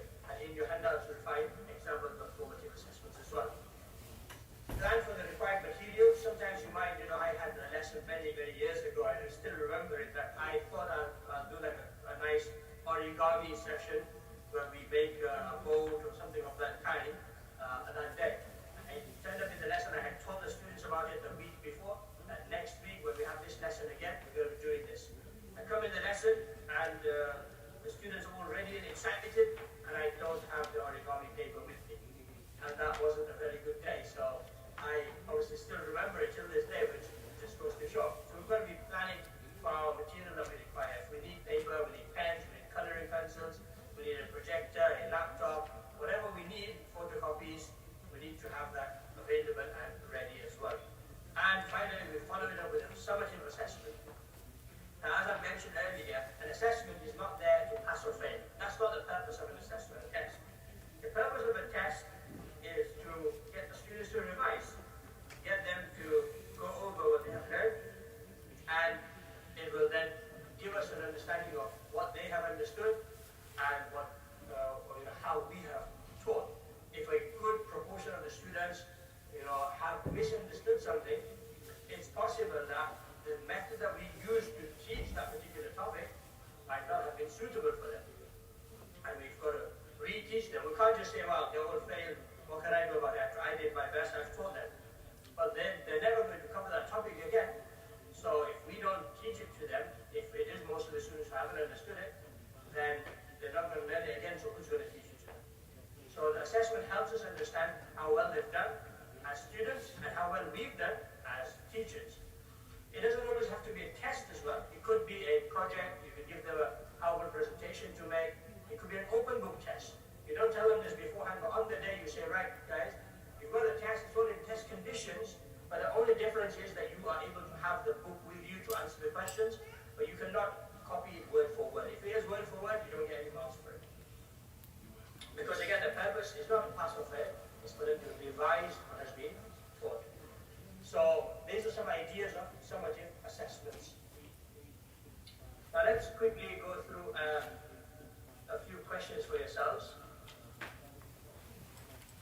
Let's quickly write down a few things that you have remembered so far, inshallah. Put that on full screen, there we go. So if we can have you sharing with us on the screen, what things have you remembered, what things have you taken down, have you understood from what we've covered so far? This gives me an opportunity to have a quick drink of water and for you to jog your memory, inshallah, and to put down a few things that you've remembered. I think there's 3 boxes for each one. So if you put down all 3 of them, that'd be great. If you put 1 or 2 down and then come back and put 2 more down, then that'd be great as well, inshallah. That way we can have a whole big word cloud of different bits of information that everyone has taken on board from what we have covered so far.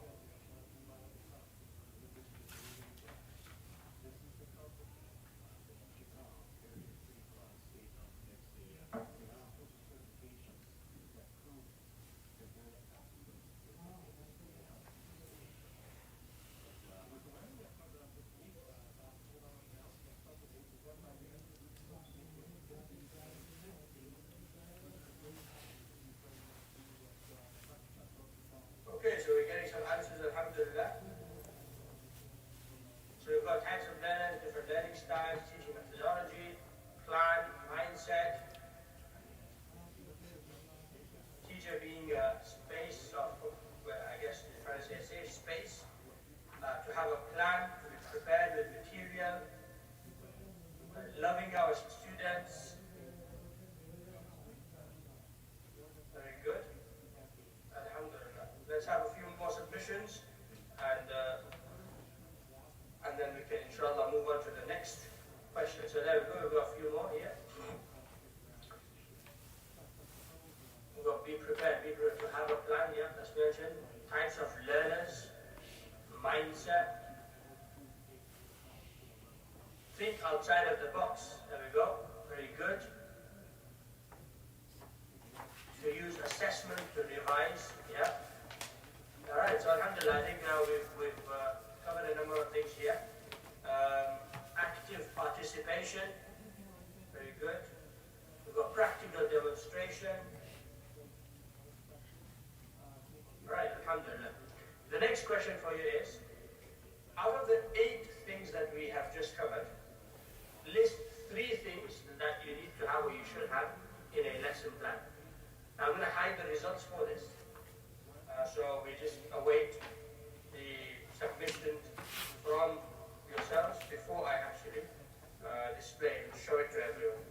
So list 3 things that you should have in a lesson plan.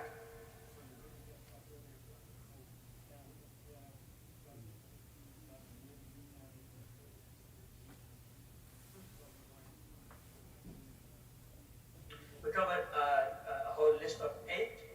Out of them, just 3. Any 3 that you can remember that you think are most important, put them down, inshallah.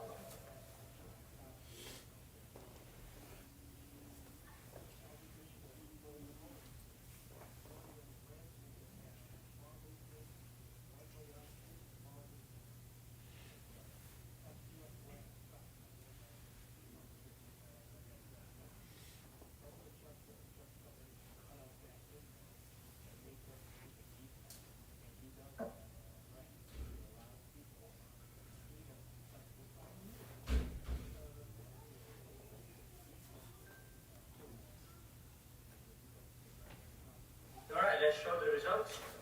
There we go. We've got materials, instruction, starter, assessment, clear instruction, required material, dissemination of the content, mubala, and conclusion. Alhamdulillah, very good. Yeah, so these are, I think, covering a lot of the points that have been mentioned as part of the lesson plan. We've got some more here. Practice, warm-up, yeah, that's right. Starter, excellent, alhamdulillah. So yeah, these are some of the things that we should definitely have within our lesson plans. Now, to finish off this session and to take a short break before we go to behavior management, I think we have just over an hour, so we'll take maybe a 5-minute break and then have an hour for the behavior management, inshallah. So let's quickly finish off with a video. And this video, it shows how passion transfers from the teacher into the students.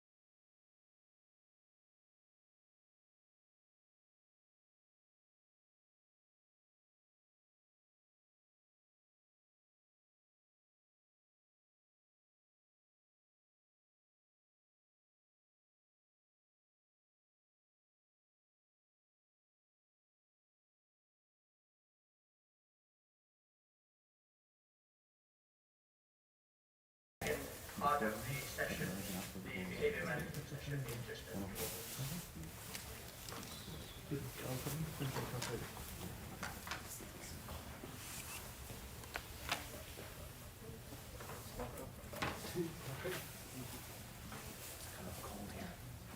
I think it's the junk door. Can you close that door? Can the door be closed? No, the mic's going through the microphone. No, but that doesn't take much space, right?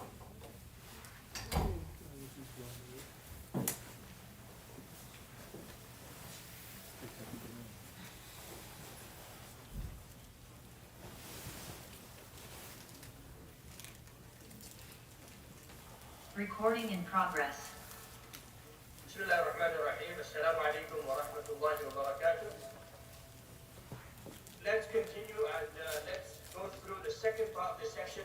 Usually this session does last another hour, hour and a half, but obviously time constraints are such that we are having to shorten it. However, if you do want to watch the recording of a previous session, you can easily request Mr. Wilderson to send a recording of one of the previous sessions in which we have the behavior management covered in full. So this picture that we see in front of ourselves, that's something like a class that we don't want to have ever happening to us, inshallah. We can see that children are combing their hair, there's someone that's snapping gum, someone that's belching and burping, someone that's coming in late, throwing paper planes, and best of all, the teacher in the top right-hand corner is plotting and planning a career change. That's because the teacher doesn't want to be there. That's the kind of class that we don't want to have within our institution. The reason why we do the behavior management along with the effective teaching methodologies is because in order for us to have a good lesson, we need to have good behavior. And for us to have good behavior, we need to be able to have a good lesson, a good, well-planned lesson. So, looking at behavior management, we've got a few objectives that we need to meet for today, inshallah. Number one, identify the reasons for misbehavior. Number two, understand how to prevent misbehavior. Number three, evaluate possible ways of tackling misbehavior. So these are three things we're going to do. But the most important lesson that we take away, if you don't take anything away except for this, then this will be sufficient. That prevention is key. Prevention is the most important thing. We've got to put in place things that will help us prevent misbehavior rather than deal with it. However, having backup systems, it can always help. It allows us to fall back on something if something does go wrong. But we shouldn't always be in a firefighting mode where we're constantly dealing with problems rather than preventing them from happening in the first place. So the most widespread technique that teachers generally use is nag, nag, nag, shouting. But the question, the result of this nagging is actually that it's the least effective. It actually doesn't affect the students at all. And the reason for that is because students become accustomed to the teacher constantly nagging and shouting. And what we mean by nagging and shouting is constantly saying to the students, guys, come on, read. Read, I've told you this so many times. Listen, listen attentively. Sit properly. Sit down, don't talk. Come on, guys. And constantly just repeating this again and again after every few minutes, telling this one, telling that student, come on, Muhammad, come on, Khalid, listen, Ilyas, what are you doing? Sit down, read. If we keep on doing this, then eventually it's going to come to a point where teacher is going to become background noise and the students will act as if they haven't even heard. Unintentionally, but due to the actions of the teacher themselves, they have made themselves irrelevant in that class. It's like you're sitting right now and you might have noise around you, there might be cars passing by, there might be some projectors, noise, whatever it is. But until I didn't mention to you, it was there. But you didn't pay attention to it. And the reason you didn't pay attention to it is because you didn't bother, you didn't need to. So, what we need to irrelevant in our own class. We've got to make sure that we are the authority and we are the ones that are followed by the students. And the way to do that will be to use other techniques rather than constantly using shouting and telling students off. So I had a question that came to me earlier, or at another session actually, which was that, so if you're saying we can't shout, then how do we control behavior?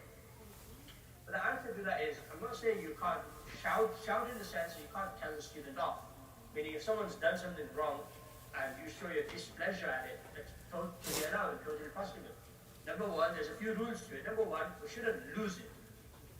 If you lose it, then you've lost it. Meaning if you lose your temper, then you've lost the student. Because now they know you've lost the control that you had with the student. Because now they know that the teacher has basically lost it. And they might even laugh at you. I've seen that happening as well, where the teacher has really, really lost it, and they've gone off on one, and the students are slightly, giggling and laughing away at the teacher rather than at anything else. And that's not where we want. So rule number one, never lose it. And rule number two, never make it a habit. Otherwise, it's not going to have any impact. It's like, they say, paracetamol or Panadol, you shouldn't keep having it for every little thing. Otherwise, your body becomes immune to it. Your body becomes used to it. You get a headache, you have that, it won't work. You've got to have something else, ibuprofen or something to make it more stronger.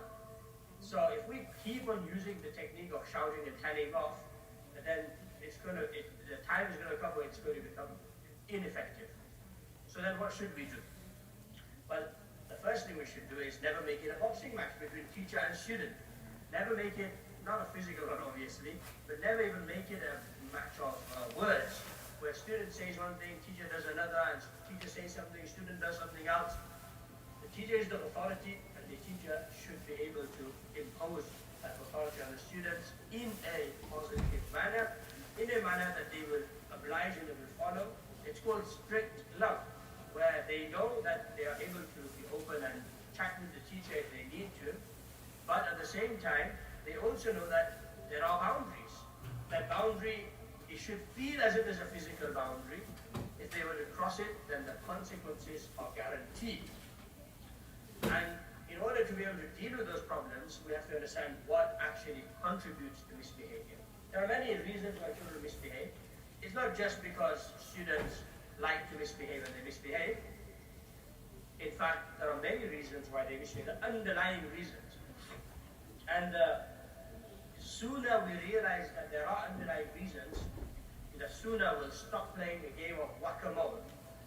Whack-a-mole meaning we're always dealing with the symptoms. We get this one to be quiet, and that one cooks, and this one to sit down, and that one's doing something, and this one's snapping gum, this one's eating. We're constantly trying to deal with problems here, there, and everywhere, and we're not able to actually do what our task or job is, which is to teach. So, the sooner we realize what is it that's causing this behavior, the sooner we can deal with the actual cause, the root of the misbehavior, rather than the symptoms. This is the symptoms that we're seeing. Children misbehaving, talking, poking at each other. Those are all symptoms. Why is it that they're doing it? Is it just because they're children? Or is it because they're bored? Is it because they don't care? Is it because they're forced? These are the reasons. Once we know the reasons, we can then deal with the reasons and have a longer term effect rather than a short term effect, and having to constantly repeat ourselves again and again and becoming irrelevant within the class. Some of the reasons that cause misbehavior are mentioned here. Aimlessness. Children don't have anything to do. For aimlessness, we as teachers have to be prepared to be able to provide them with what they need to do at every moment that they're in our class. Rather than them sitting in a place, come on guys, learn. 20 minutes, 25 minutes, they've got to keep learning whilst we're listening to other students, one by one. You've got to give them something to do, learn tajweed, you've got to give them some timetable, tajweed, surah memorization, they've got to learn the sabak, previous sabak, or next sabak. Whatever it is, fine. It's done in such a manner that it keeps them productively occupied. Second is student passivity. Students are passive because of various reasons, either overuse, overindulgence on mobile phones and TV or whatever else. If they come into the class or tired, it's the evening time or it's a weekend. Obviously, the children are, they're coming there very tired. So they're passive because of that. Maybe it's because they have a medical condition that they are tired and lethargic. What is it that's causing this passivity? We've got to get to the bottom of that and deal with the issue. If the student's staying awake late into the night and then they come into the madrasa next day tired, telling them off, making them wash their face, all of that is never going to solve the problem. They're still going to sit at home and still going to go to the mobile phone late into the night. The only thing is that they're going to come to the next lesson, you're going to make them wash their face, and they're going to carry on. They might not sleep because you tell them off, you tell them to wash their face, but they will still carry on with the problem, which is being stuck on their phones till late into the night. So we've got to deal with the issue rather than the problem that we see, the symptom that we see. Then we've got massive time wasting on the part of the students. They come and they want to waste your time, talk to you about stories, etc. You've got to know where the limit is.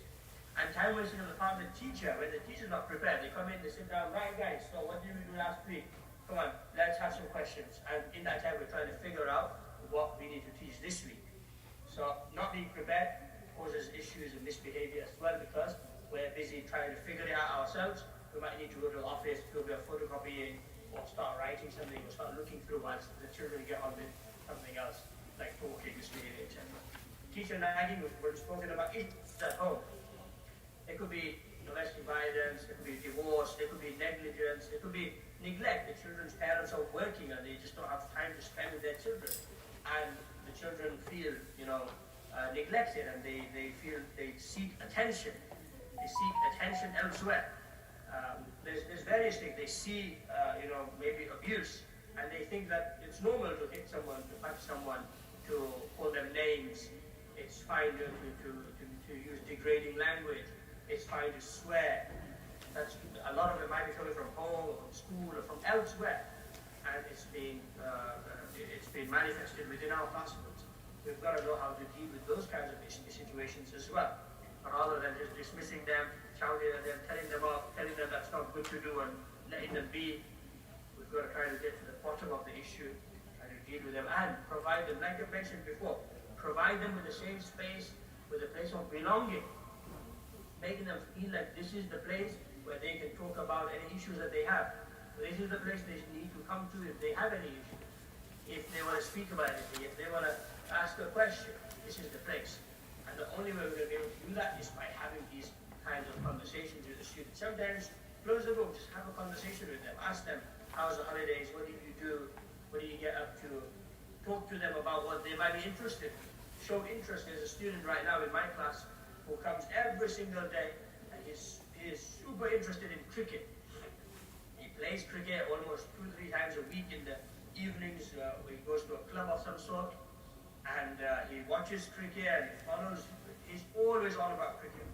So I've got to show some sort of interest whilst controlling his enthusiasm when it's coming up in the wrong moments, to ensure that the student is autistic also, which means that I've got to deal with him in a slightly different manner compared to all the other students. Slightly, so much so I spoke to his parents about it as well, to try to gauge what's the best way of speaking to him, trying to get things done by him, etc. And yes, he is definitely different in certain ways, and I've got to adapt myself according to that, whilst ensuring that he is still achieving. So 2 days ago, on Thursday, he came to me and said, my mom said you gave too much sabak. So I said to him that, your mom said it's too much sabak. However, if you actually go to look at it, we've been doing X amount of sabak, and now it's time that we increase yourself, because you're becoming better, mashallah. You are actually able to read more fluently now. And I listened to sabak that day. The sabak that was more than what his mom had said, and it was in fact good, and he had recited it in a good way, which proved to him and myself that he is more capable. So instead of telling him, well, don't worry about it, I'm giving you more sabak, you listen to me, not your mom. I'm teaching you. I could have done that, but we've got to deal with different students in different ways.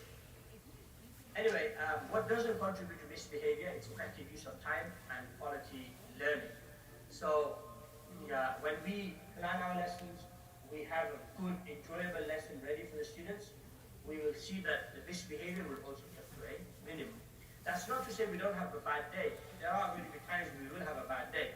There are going to be times where we are going to have misbehavior, we're going to have a headache, it's going to be taking time to get everything done. Maybe children are just going to be agitated. We've got to get through those days as well. But we've got to try to aim to have the best day every day, inshallah. You know, like I saw today, one of the airlines, they've launched new routes from an airport nearby.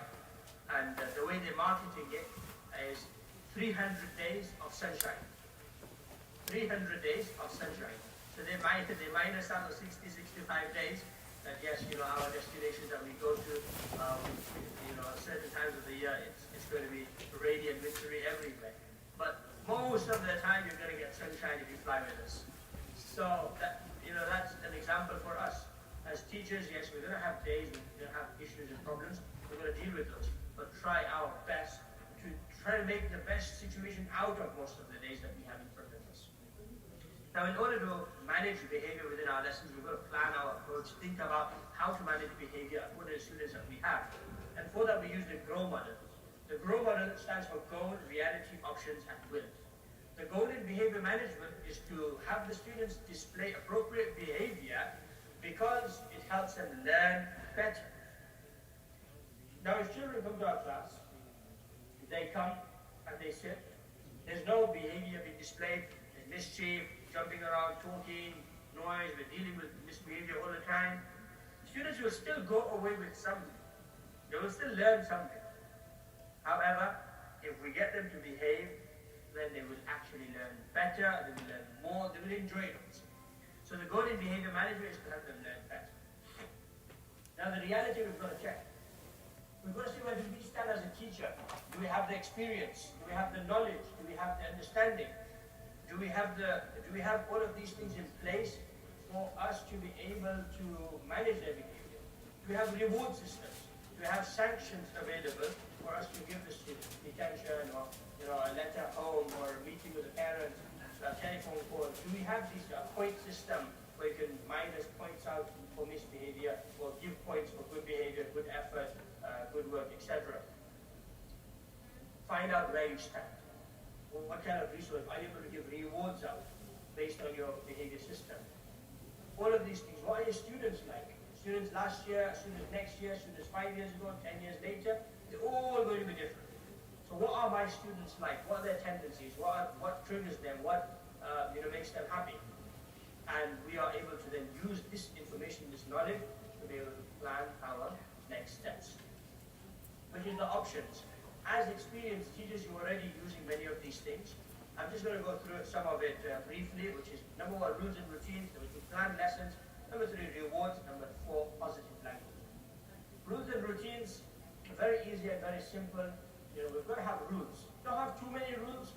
Don't have too less rules as well. But make sure that the rules that we have, they are set from the beginning and they don't change. In the sense that we don't change them for different students. We set a rule, that rule must be enforced. The students should know that this rule, if broken, there will be a consequence. If we set rules and we don't follow them through, then that preventative measure that we put in place is useless.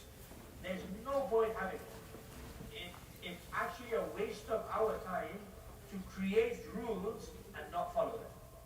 Because those rules will never be used, and every time we try to use those rules, it's going to come back and maybe bite us, because the student might say, well, someone else did this last time and you didn't do anything, why are you giving me a detention just now? So we've got to make sure that the rules are few, encouraged, enforced, and taught. You should encourage the children to follow rules and teach them, what are the rules. You can't expect them to know everything. Expect them to know what respect is, expect them to know what's supposed to be done. We've got to teach them that this is what respect means. This is what we mean by when we say you need to learn your sabbath, you need to learn your revision, you need to do this, X, Y, and Z. Teach it to the students and then expect them, set the standard for them, and then let them do the work. If I was to tell you to draw a house right now, you will draw a house from your own understanding. And everyone will come up with a different kind of house.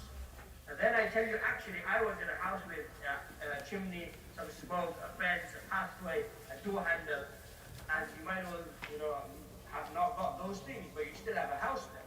That's because you didn't know what my standard was when I told you to draw it, and you drew it according to your understanding. Similarly, children, you tell them, right, you need to be respectful to your teachers.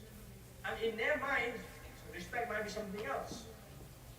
And when they don't do something that we had expected them to do, they get in trouble, and they say, look, why didn't you respect them? They have to then figure it out all the time. How about we teach them what it is, and then expect it from them? So make it clear to them. Make it clear that when I enter the class, you need to be silent, I'll do the salam, and you listen, and then we will continue the lesson. Make things clear. Set up routines for your students. Routines such as starting routines, like I just mentioned right now, putting the benches out in a particular order before the teachers already come in. Exit routines, you only stand up from your place to put your bench away once the teacher has said your name, and you will come back and stand exactly in this position. Salah time routines, every child knows who the person next to them is going to be. You make them stand up, practice it. This is where you're going to be standing. If there's a child missing, you just fill that gap up. And every single day, every single time, when you're standing up for Salah, you must do it in this order. This is called a routine. When you put that routine out, you'll see that disturbances, talking, misbehavior will go at Salah time. And we have to enforce it regularly. We remember that if we leave it, we let it go, then the students will also let it go. They'll think, okay, it's not important. Let's just carry on however we want to. So we've got to enforce it. These are some rules and routines. Plan lessons we've already spoken about, but they are very, as I mentioned, they're very important. We're not going to go through that particularly. Then we've got rewards. Have a reward system. So we have a point system. Every child comes in the class, the day, madrasa, the maktab day, every day they have 3 points to their name. 1 point will be for good sabak, 1 point will be for good behavior, 1 point will be for their diary and having learned their sabak at home. So these 3 points they will come in with automatically. And whichever ones they haven't done, so if they didn't learn their sabak, or they didn't know their lesson today, or they misbehaved, they will lose a point. 60 points, a total of 60 points will give them a commendation, so a certificate, a small class certificate. And when they get 3 certificates, then they will get a treat. So alhamdulillah, just recently, after around 4 months, my class, the entire class, has been able to get 3 certificates. So they've got 60, 60, and 60, 3 times over, and they got 3 certificates each as a minimum. Some have got 4, some of them got 5, but most of them they stayed on 3 or 4. And now next week on Wednesday, we've planned a day out for them to go play football. You guys might call it soccer, so they're gonna go play. Inshallah, the whole madrasa time we're gonna spend playing and enjoying the fruits of their efforts and for them having worked hard for it. So having reward systems like this, that will take you. And if you go on the your teachers forum, you'll actually see, if you type in reward, I think, or points, there's an explanation of some of these points there in a document. Then we've got positive language. We're going to make sure the way we speak to the students, because they're going to remember this.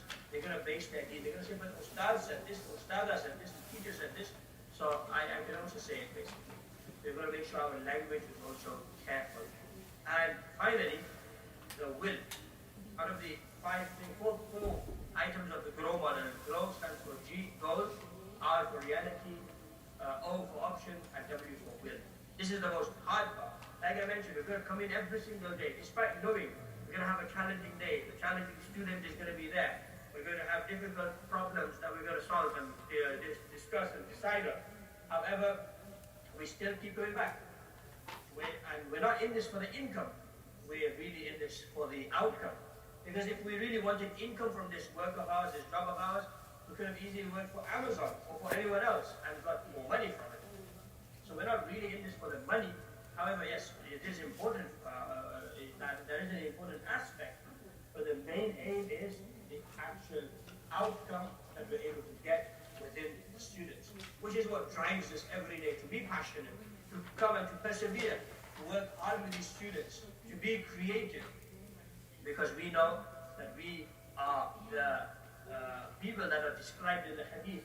خيركم من تعلم القرآن وعلمه. The best of you are those that teach, learn and teach the Quran.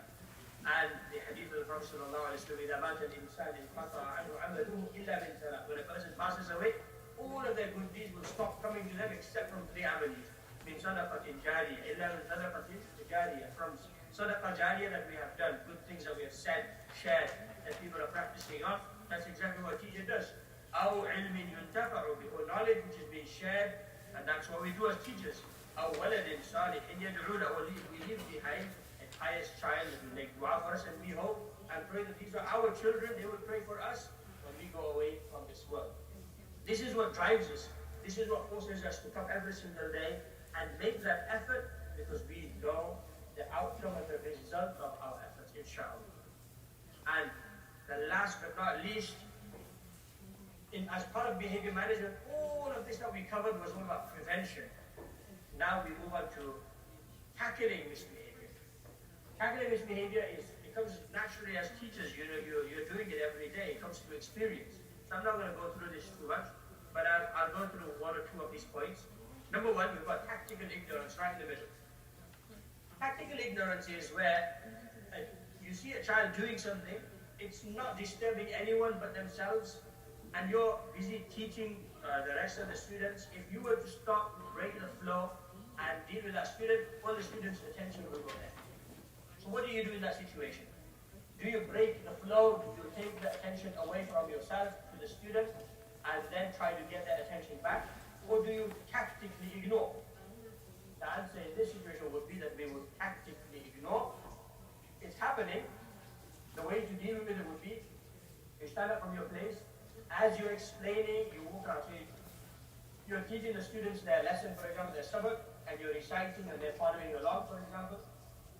You can see that there's a student there that's playing around with their pen, clicking it, or opening it, whatever it is, and they're not focusing on what they're reading.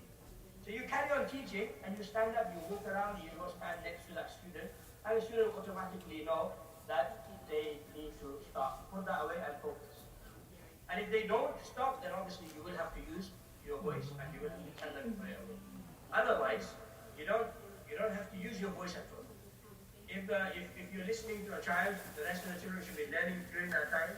If there's a child that's talking or not doing what they should be, we don't have to use our voice again. We should just suffice on looking, and they should know that when the teacher is looking at me, the expectation is clear. And you tell them, look, if I look at you and you're talking, and you don't stop, you're going to lose the point. So they know the expectation, that's clear to them, and we make minimum usage of our voice in order to control behavior. And you will see that when we do speak up, then our words will be valued. Then we've got something called directed choice. This is for elder students mainly, where you give them an option. Look, you've got a mobile phone, that's not allowed. You've got to either put that away or give it to me. Give them a choice. Now, you're making them responsible for their action. Now, if they don't put it away, and you take it from them, you said to them, look, I gave you an option, you were able to put it away, but you didn't. Now, you have to give it to them. And take up time. Take up time is where you're given that kind of a choice, give them an opportunity to understand and process what you have said to them. Don't expect them to straight away do it. Give them 10, 15, 20, 30 seconds, maybe even a minute. And if they still haven't, then enforce them. And the final which I'll tell you about, the rest of them are self-explanatory really. Threaten only what you will carry out. This is an important one. It is also self-explanatory. But it's so important that it's just a big trap really as teachers for us. We use threats in order to control behavior whilst not following through with those threats. So we like to say things like, if you talk one more time, I'll call you dad. Or you say anything else, I'll call you mom. Or I will send a letter to your house. Or I'm going to give you a detention. And we use threats like this, but the students know very well that this teacher has never called anyone's parent.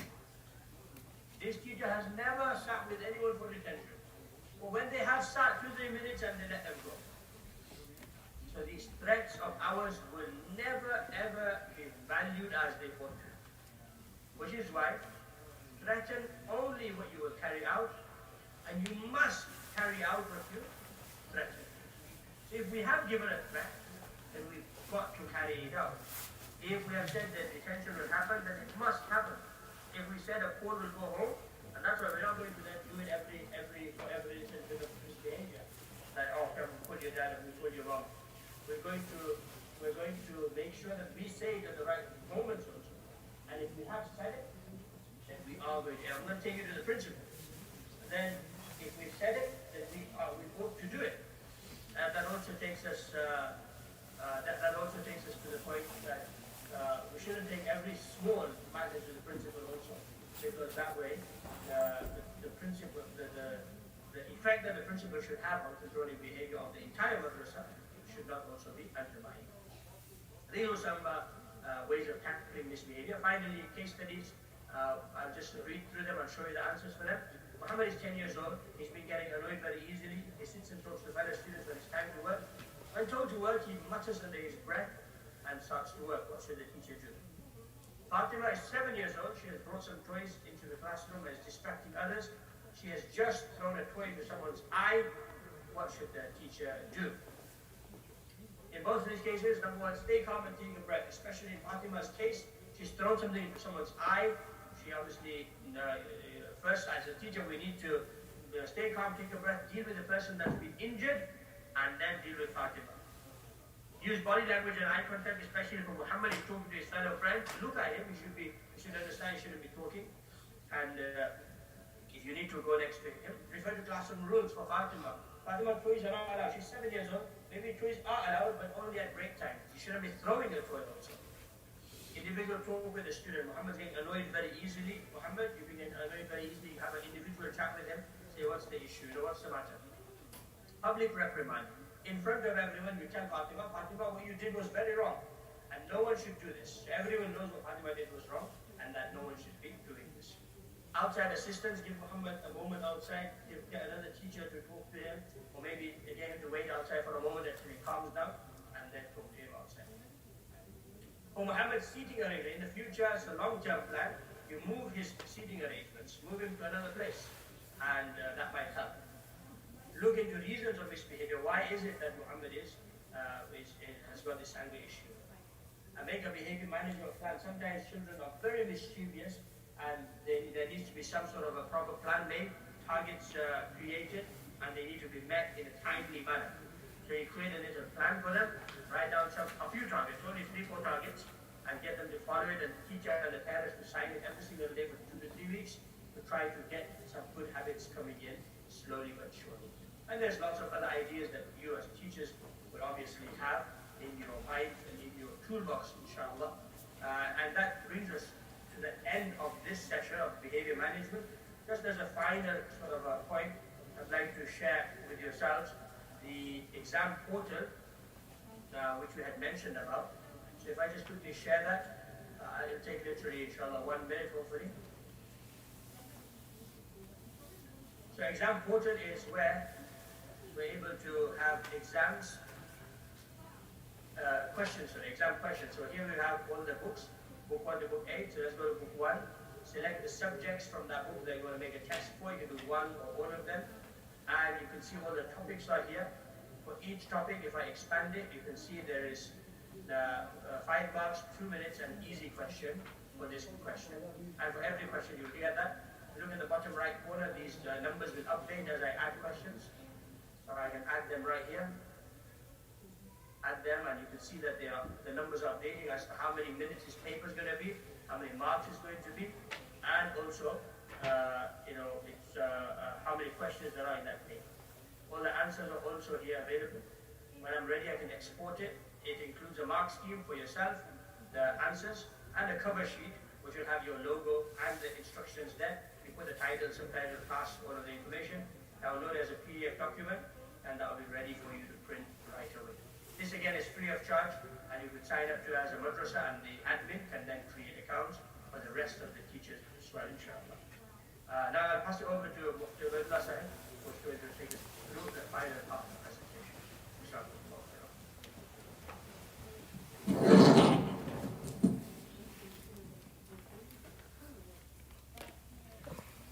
Assalamu alaikum wa rahmatullahi wa barakatuh. First of all, Jazakallah khairan to all the teachers who have come today, especially the masjid, the imam, and all the brothers here as well, for arranging this beneficial program for all of us. Very quickly, I'm just going to take about 5 minutes time because we don't have too much time. We have to have our lunch. I just want to introduce everyone to the website because everything I show, the question arrives that, okay, we understood the teaching methodology, but where do we begin in terms of if we want to establish a maktab or we have a maktab and we want to take it to the next level, how do we structure the program? The biggest thing is people, they have confidence when there is a very clear structure. So in order to make our program acceptable to people, we have to make it like an Islamic school structure. Like in Islamic school, you have a calendar, you have schedules, you have syllabuses, everything is very well planned. You have terms, you have exams, you have parent-teacher conferences. So like this, the first thing I would say is if you go to this website, as you can see, mesba.org, is it clear? mesba.org. Here you have the resources. If you click on the resources, it will bring you to this page. You just click on the resources button. It brings you to this Google Drive. So it's very easy. So first thing I would briefly show is what a calendar should look like. Obviously, your calendar has to be based on your school district. So every state of America is different, basically. So if a school has 4 semesters, then the calendar we make for our maktab has to have 4 semesters. If the school has 3, then we have 3. If the school has 2, then we have 2. So if you look at the colors, and it's expanded, you can see there are 3 colors. We have the yellow, we have the orange, we have the green, and we have the blue. The yellow is what we call the study guide. What is a study guide? For example, before the term, we want to inform the parents how much each child completed in Quran, in Surah, in Dua, in Islamic studies, and then practical subjects such as wudu and salah. So we send individual study guides to the parents 2 weeks before any given term exam. Number 2 is then we have the exam days, which is the green. The orange is basically the off days. So the green, now you might ask the question, why is the exam spread out over 3 days? For example, the 30th, the 1st, and the 2nd. Why? Because the regular maktab, based on the curriculum, we break it up into 3 parts. We have what we call the qaida nadar. Then we have, including the surah memorization. Then we have the Islamic studies, which is the 7 subjects. Then we have the dua and the practical subjects. So we divide each one separately, so it doesn't put too much pressure on the children. Then we give the teachers 1 week time where they can mark the cards, give the students the placements. So within 1 week of any given exam, we have the parents come in for the parent-teachers conference. So the first thing is our maktab should have a calendar. You can download this and you can edit it because it's a Microsoft Word. The second thing is the class timetable. The teacher, if he is going to be teaching for 2 hours, he needs to have a very clear guideline on how much time he or she is going to allocate to each subject. If you can see here, this is very like a brief template. It doesn't have to be followed to the point. 1 hour from 2 hours should be spent on the qaida nadra. Even for that, there are very specific guidelines. When the child comes to give, how much time is the teacher going to allocate? What would be the standard of receiving the sabaq? If the student was reading in a way it does not meet our standards, are we going to waste 5 minutes time listening and tell him go back and do it again? Or send him back, make him repeat a certain times and bring him back?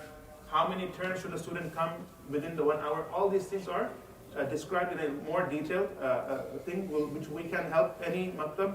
All they have to do is you can go to the website and fill up the details and we'll allocate time for you, inshallah.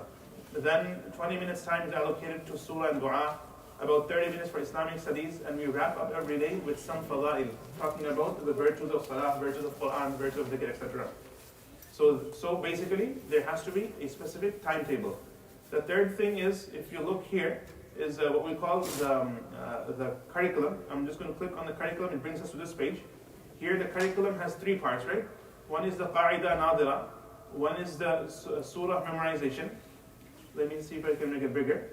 So, for example, from grade 1 to grade 8, we expect every Muslim to memorize 27 surahs with the translation and 117 du'as with the translation and kalimas. If you look at these surahs, these are those surahs which a child or a Muslim can recite throughout his life. For example, Surah Yasin, Surah Mulk, Surah Waqi'ah, and then from Surah Nas all the way to Surah Duha, then Surah Baqarah, last 2 ayats, Surah Kahf, first 10 ayats. So like this, that amount of Quran is delivered to regular students who are not going to become hafiz, that we expect them to practice throughout their life. So this is what we call the memorization curriculum, and this is what we call the Islamic studies curriculum, which consists of 7 subjects. So it has from grade 1 all the way till grade, as you can see, grade 8, right? From 6-year-old all the way till 13 and 14-year-old, what they will study in each subject, from the basics of tahara all the way till even choosing a spouse before, having relationship before nikah, buying and selling, even the issue of taqleed, the issue of riba, gambling, and these stuff. Then you have 85 ahadith, you have the entire seerah until the Khulafa al-Rashidin and the mother of the believers. Then we have the history of Islam from Adam alayhi salam to Ayyub alayhi salam, and the Banu Umayyah, the Banu Abbas, the Muslims in Spain, the Crusaders, and the Ottoman Empire. In Aqidah, you have from the articles of faith all the way till the towards end, the taqdeer and qada, how to explain to a 13-year-old, 12-year-old, what is taqdeer.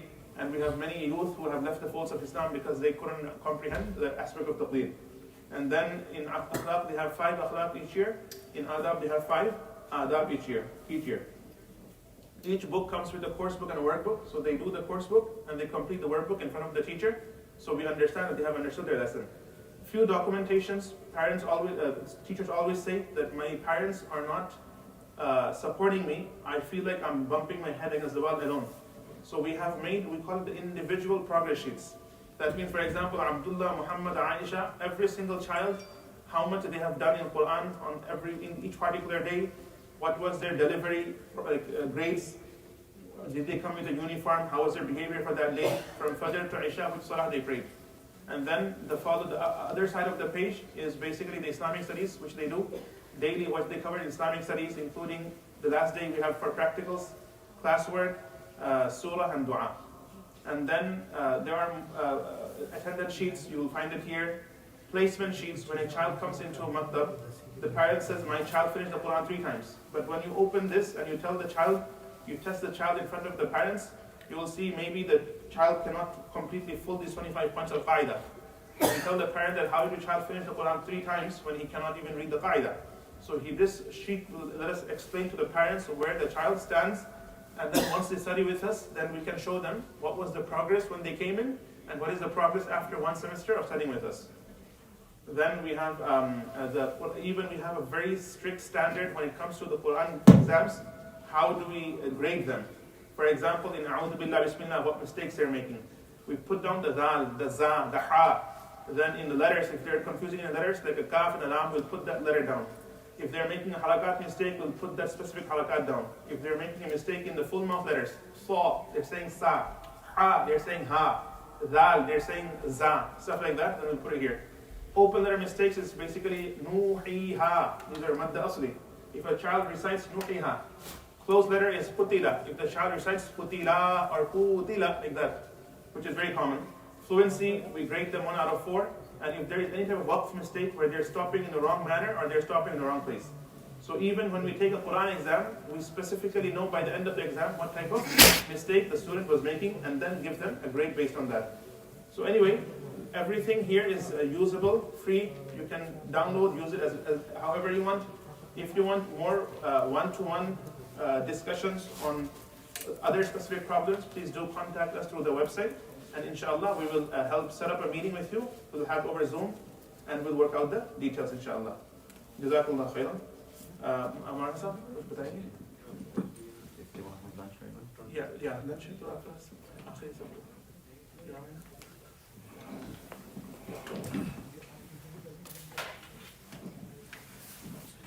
Assalamu alaikum wa rahmatullahi wa barakatuh. Jazakumullahu khair to all the teachers for participating. May Allah subhanahu wa ta'ala make this gathering a means of benefit for the community and for the entire ummah. May Allah subhanahu wa ta'ala enable us to establish a strong maktab in our community, inshallah. So inshallah we have a few minutes before the Dhuhr Salah. All the guests, inshallah we can have lunch quickly before the Salah. The sisters can go in the gym on their side, and the brothers, the ulama, they can go from the men's side.